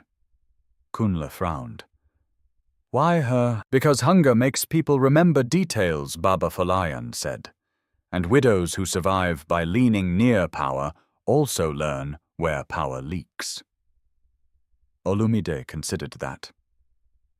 Yes. A woman paid in grain to watch a poor old man would have seen who came and went, and perhaps what they believed about Baba Folayan's weakness. She might know which visitors were casual cruelty and which were urgent fear. Then after her Olumide said, Bod. Then Isaac. We save Mojisola until I know what story is being shaped overnight. Kunla nodded. A breeze moved across the yard, carrying the faint smell of rain far away, though the sky above remained clear. The village seemed unchanged, but Olumide could feel the board shifting beneath the pieces now. Karim Adisa's presence tonight had done more than confirm an old name. It had revealed the hierarchy of fear. Tade was no longer merely a greedy uncle stealing land and money. He was a lower rung. Chief Akinwele was not just a corrupt village power. He was a door. And Baba Folayan Olumide looked at his father, then really looked. The old man in the shack. The man whispered about, pitied, overlooked, talked around. The one who had seemed defeated. No. Baba Folayan had not merely survived humiliation, he had endured long enough to force the guilty into motion. That was the twist Olumide fully understood only now. His father's years of apparent helplessness had become a trap not for himself, but for the day the hidden chain above the village would tug in panic. Kunla rose carefully. I should go before anyone notices I'm gone too long. Yes, Baba Folayan said. Kunla looked at Olumide. Be careful tomorrow. A frightened village lies faster than a wicked man. Olumide gave one short nod. And a guilty one betrays itself in the details. Kunla's mouth tightened in agreement. Then he slipped back into the night. When he was gone, Olumide remained standing. Baba Folayan watched him quietly. You see it now. Olumide looked down at him. What, the old man's eyes, though tired, were steady as stone. They wanted the world to believe I stayed in this shack because I had lost everything, he said. But the truth is harder for them. Olumide said nothing. Baba Folayan rested one hand on the closed box. I stayed, he said, because leaving would have let them win cleanly. And I wanted the men who used me, robbed me, mocked me, and buried your mother in lies to grow comfortable enough to forget I was still watching. By sunrise, the village had already started lying. Olumide saw it in the smiles that came too quickly in the greetings, shaped with too much innocence, in the way people mentioned ordinary things before he had asked anything at all. Women at the borehole spoke loudly about cassava prices. Men near the roadside discussed a broken motorcycle nobody truly cared about. A boy sweeping dust outside a kiosk stared at Olumide, then lowered his eyes the instant Uncle Tade crossed the square. The whole village felt like a room pretending it had not heard a scream in the night. Olumide had slept little. He had left Baba Folayan's shack only when the sky began to pale, carrying nothing from the box except memory and method. He had told Ade to keep the convoy visible but quiet. No aggressive movements, no men surrounding houses, no displays of force. Wealth, he knew, could frighten truth into deeper hiding if used too early. Today, he would use presence. That alone was enough. He began with Mrs. Ronker. Her hut stood near the old mango grove, shaded by a tree that had survived storms better than most people in the village. She was already outside when Olumide arrived, arranging cassava peels in a shallow basin.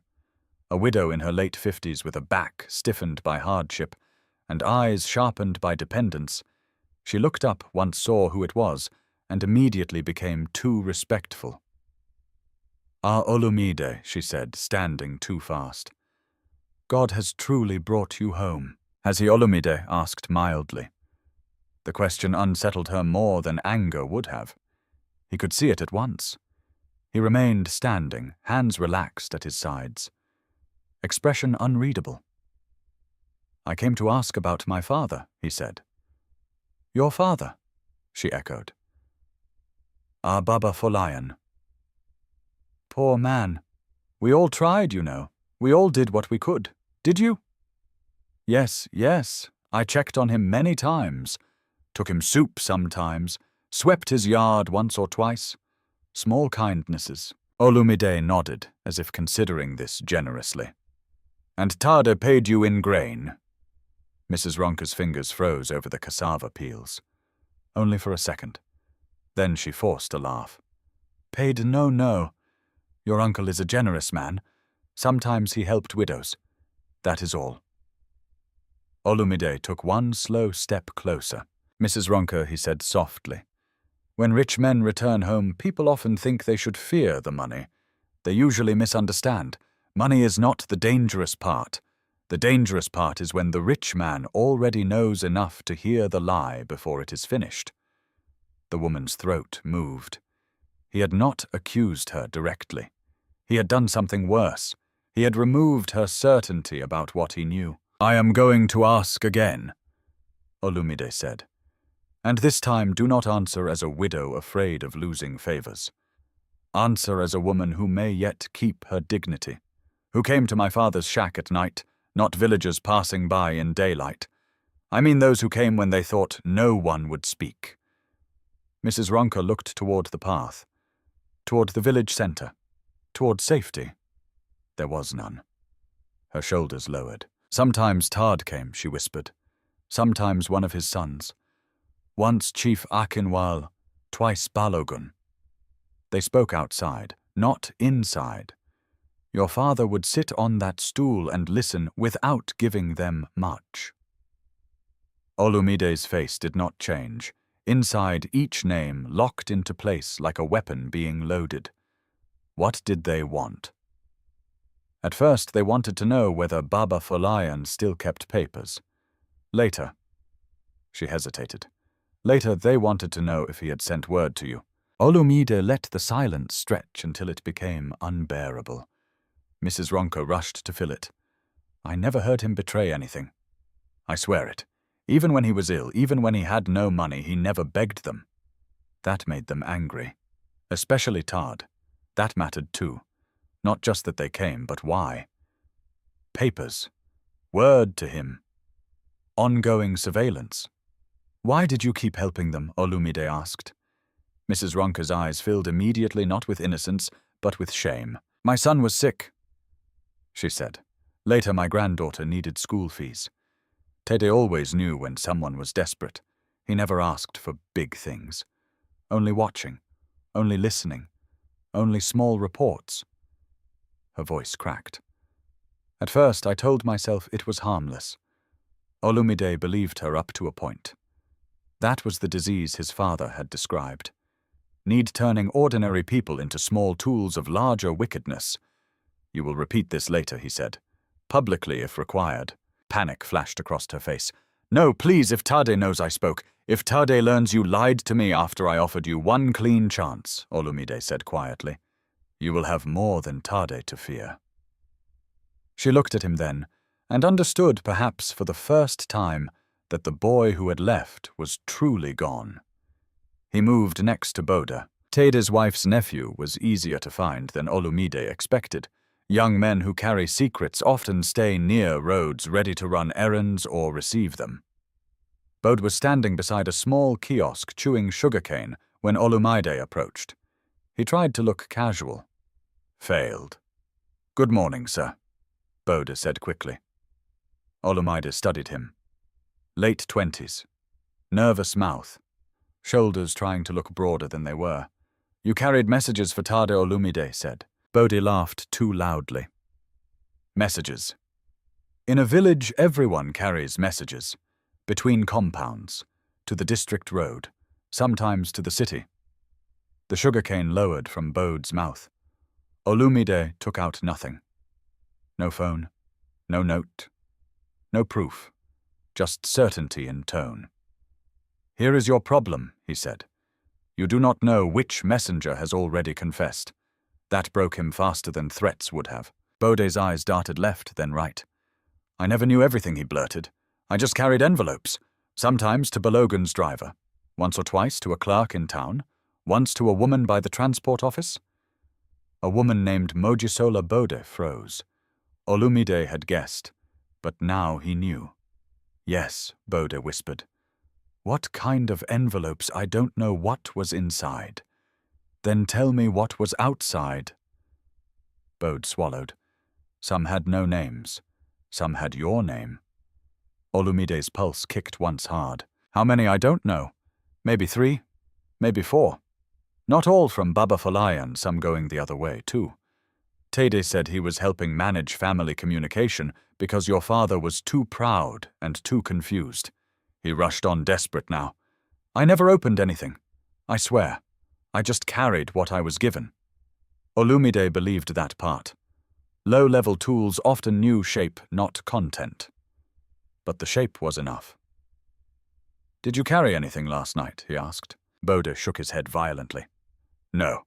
I was told only to stay ready. That maybe there would be an early trip if the visitor requested it." The visitor. Bode's lips pressed together instantly. Olumide stepped closer. "Say it." "I did not see him," Bode whispered. "But they said Karim Adisa had come to speak with Chief Akinwale." There it was again. Independent confirmation. Not rumor anymore. "Pattern? Who said so?" "One of Akinwale's compound boys. He said they were told to keep everyone away from the back room."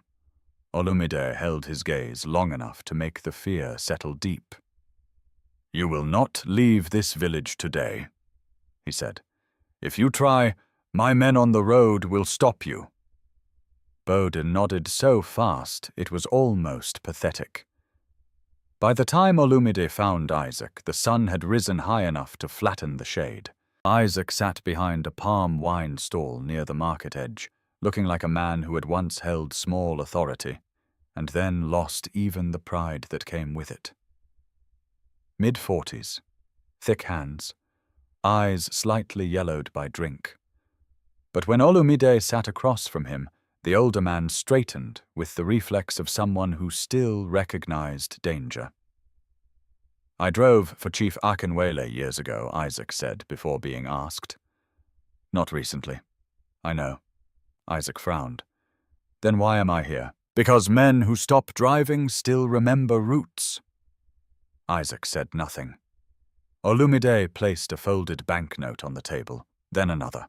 Not enough to buy invention, enough to buy honesty from a tired man who had already sold too much of himself cheaply elsewhere. Isaac stared at the money, then at Olumide. "Your father would not approve." "No," Olumide said. "But my father also knows some men only stop lying when you pay them more than fear does." Isaac gave a bitter half-smile. "That part sounds true." He took neither note. "Good sign." "I drove Balogan twice at night to the district guest house," Isaac said. "And once I drove Akinwale to meet a city man near the old petrol station outside town. White kaftan, expensive watch, soft voice. Everyone called him Al-Haji." "Karim Adisa," Isaac nodded. "When?" "Years ago first. Then again, maybe 3 or 4 years back." Last night I did not drive, but one of the compound boys told me there was another late visit. Same kind of vehicle. Same secrecy. Olumide leaned in. What did Akinwele call him? Isaac hesitated. Speak, he called him our protection. The phrase was ugly in its intimacy. Not a mere business contact, not a casual broker. A shield, something above them that had kept consequences away all these years. Isaac rubbed his palms together. Listen to me, sir. Tad is greedy. Balogan is dirty. Akinwale is proud. But whenever that city man's name came up, they all changed, like dogs hearing their owner. Olumide sat back slowly. There it was, the hierarchy made visible. 3 interviews, 3 broken seams, 3 confirmations. Mrs. Ronka had established the nighttime visits to Baba Folayan and the search for papers. Bode had confirmed message routes, intercepted letters, and last night's closed meeting. Isaac had confirmed long-term contact with Karim Adisa and named his role in the minds of the village men protection. Olumide rose from the stall without taking back the money. Isaac looked at it, then up again. I haven't earned this yet. Olumide's expression remained hard. No, he said. You're paying old debt with late truth. He walked away through the market, the village noise swelling around him like a nervous pulse. Women trading peppers, children running half wild through the dust, men pretending not to watch him pass. By noon he knew enough. Not enough for a courtroom, not enough for final justice, but enough for the next stage.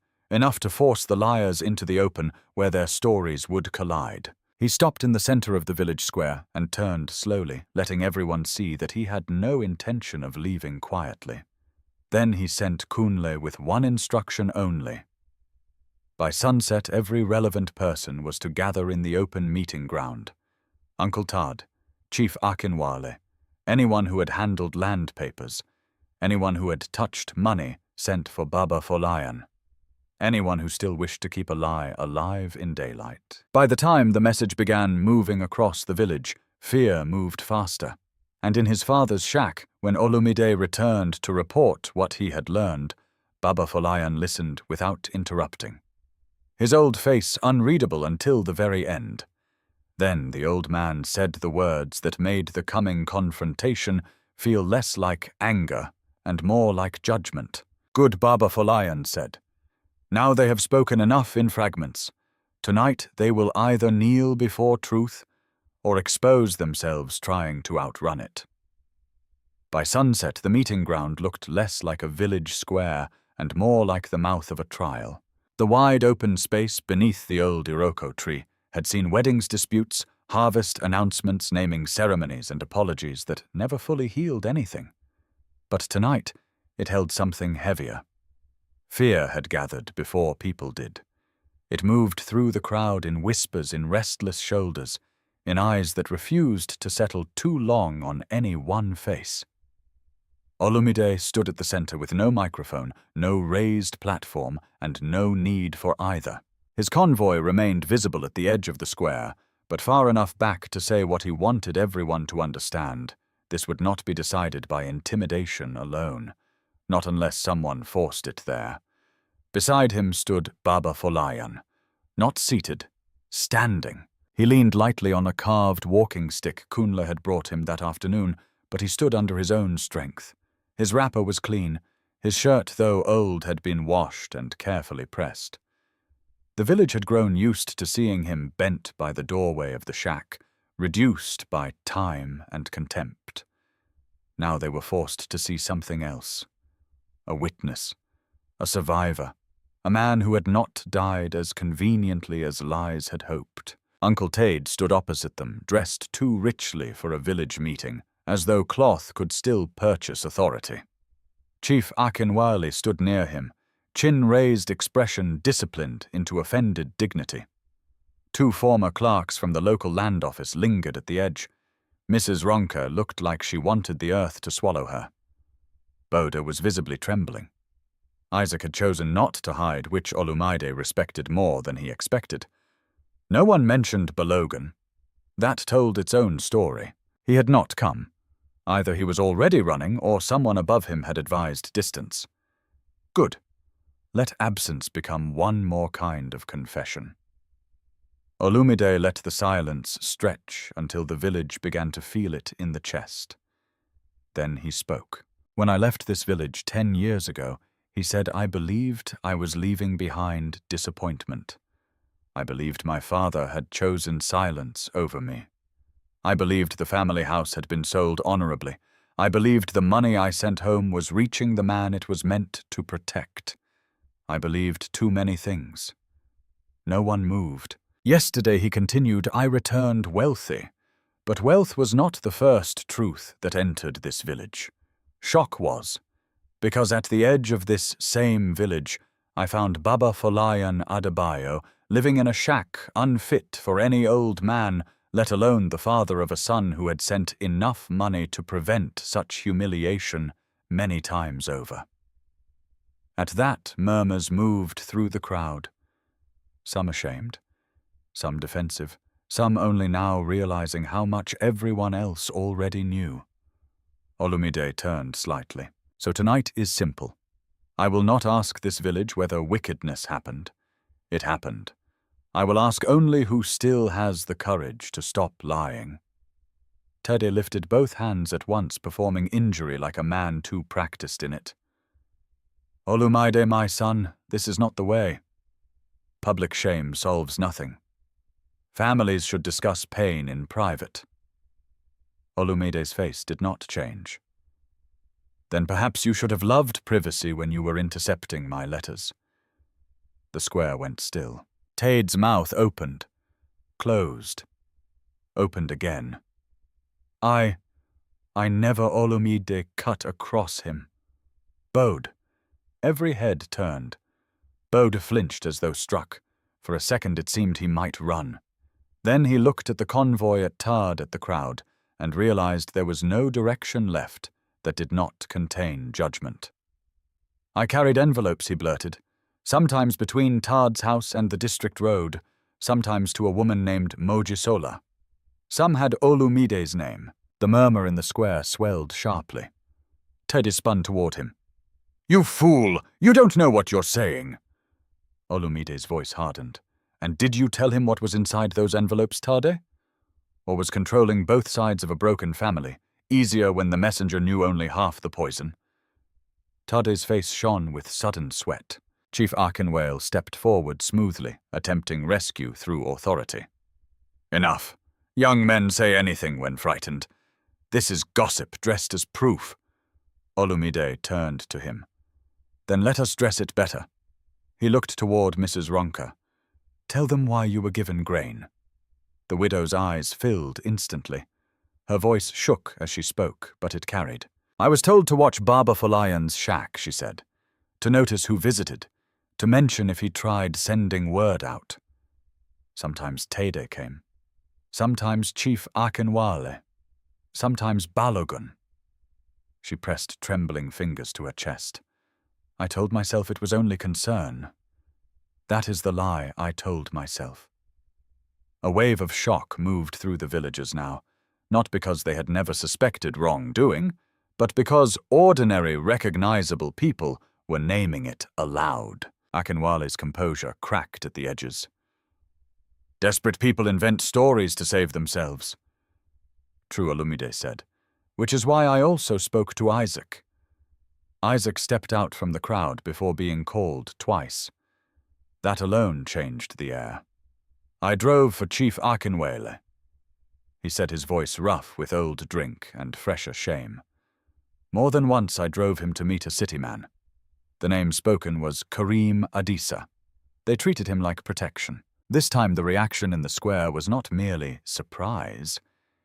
It was fear. The name meant more to some villagers than others. Enough, apparently, that people started looking at one another with the sick recognition that whatever had poisoned their village had roots beyond it. Tede barked out a laugh too sharp to be real. Protection from what businessmen come and go. Development requires investors.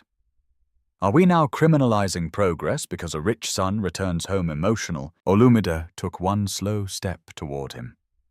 Say progress again, he said softly. And this time say it while looking at the man whose house you stole. All eyes shifted to Baba Folayan. The old man had not spoken yet.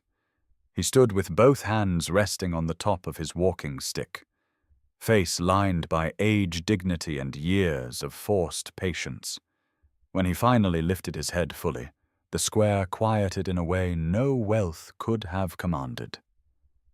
I remained silent too long, Baba Folayan said. His voice was not loud. It did not need to be. I remained silent because I did not yet have enough proof to fight men who carried lies in one hand and influence in the other.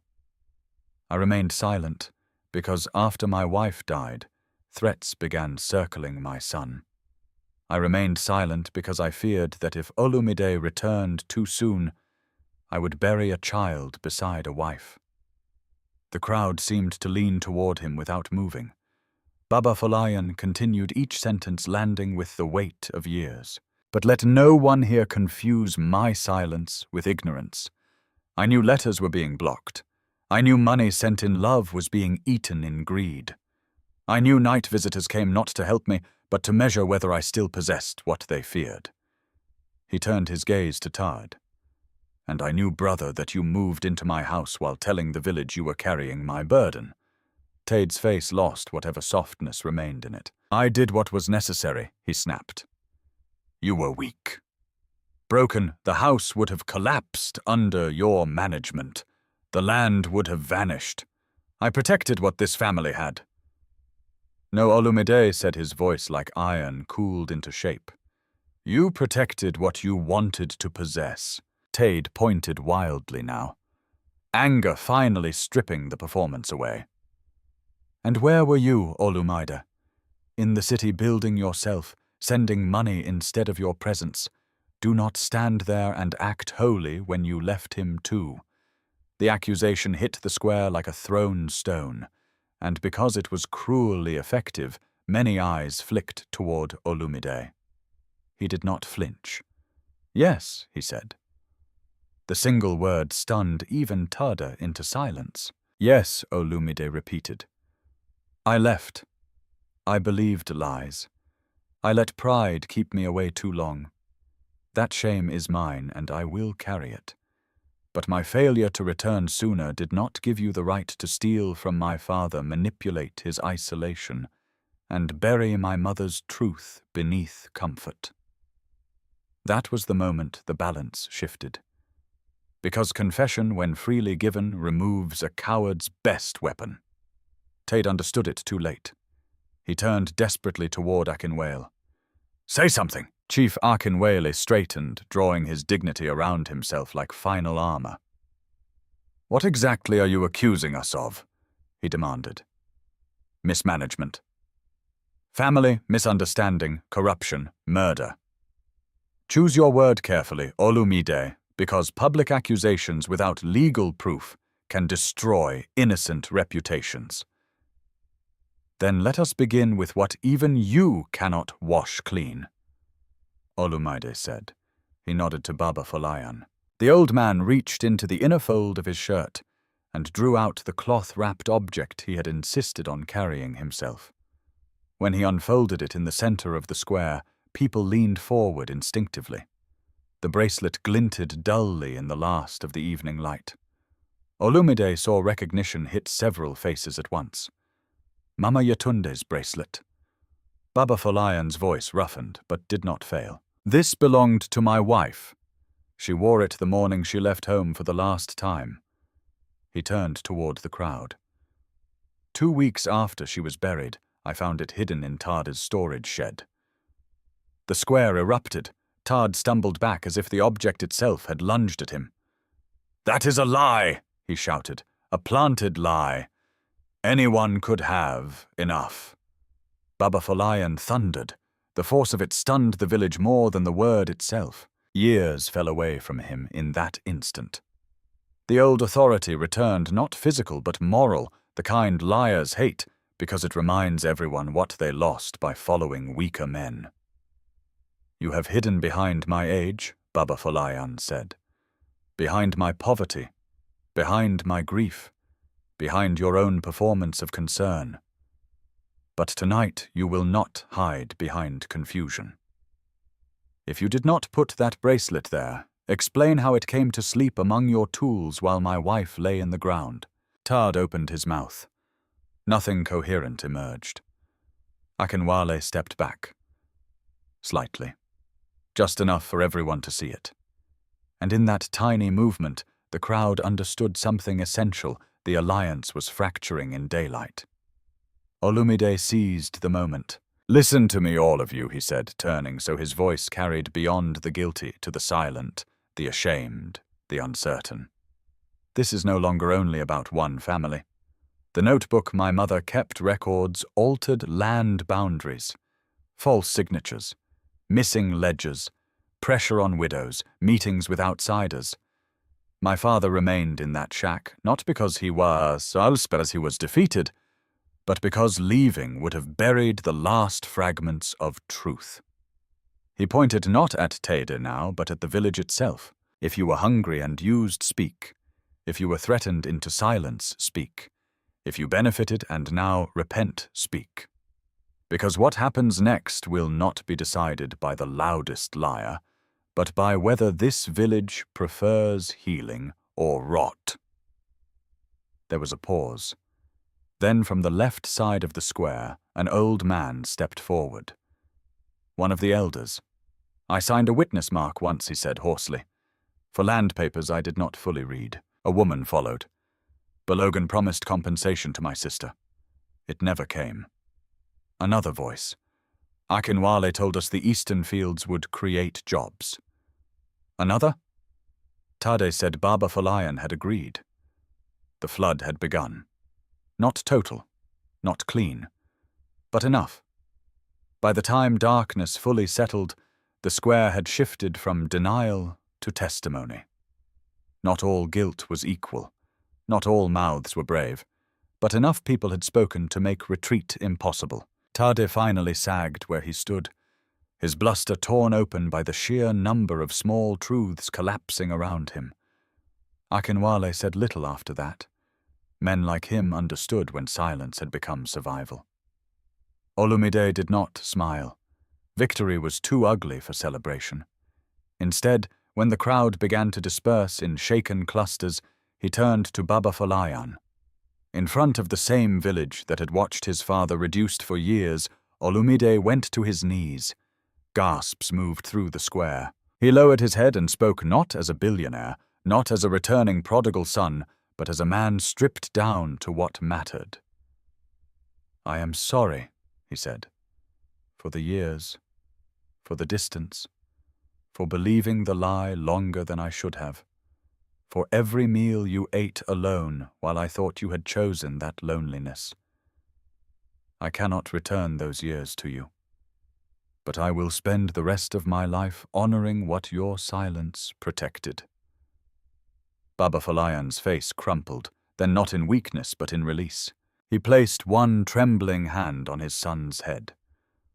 "I never stopped being your father," he whispered, "and I never spent one day without asking God to return you alive."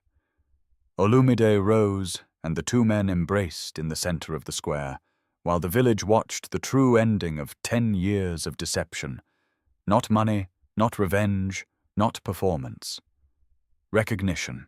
The next months would bring lawyers, reopened land records, formal complaints, journalists from the city, and a quiet panic among men who had once thought Karim Adisa's shadow would protect them forever. The old family house would be reclaimed. Portions of stolen land would be restored or compensated. A community fund in Mama Yatunde's name would be created for widows and displaced farmers. Chief Akinwale's authority would collapse. Tade would lose more than property. He would lose the illusion that family language could wash greed clean. And the shack Olumide rebuilt nothing on that patch of ground. He preserved it. Not as a monument to suffering, but as a witness. Beside it he built Baba Folayan, a modest, beautiful home with wide windows, a deep front veranda, and enough space for morning light to enter without asking permission.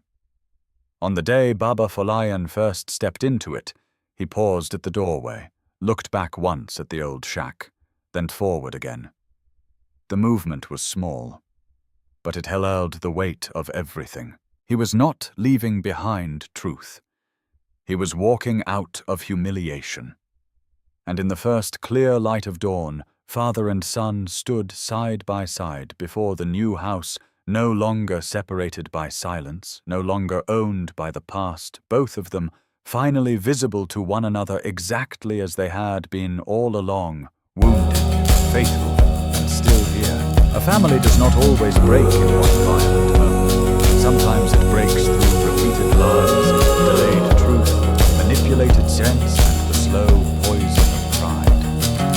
That is what makes healing so difficult and so sacred. This story reminds us that love can survive terrible misunderstandings, but survival alone is not enough. Truth must eventually be spoken.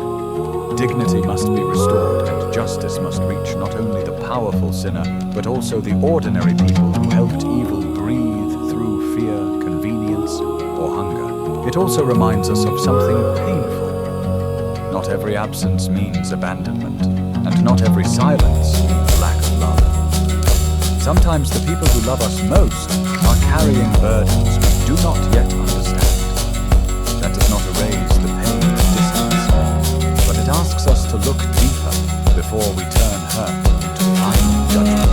And in the end, healing is not pretending the wound never happened. Healing is naming it honestly, facing what it cost, and choosing to build something clean on the same ground where lives once stood. If this story moved you, tell me in the comments, could you forgive after 10 years of lies? And if you enjoy emotional stories filled with truth, justice, and healing, subscribe and stay for the next one.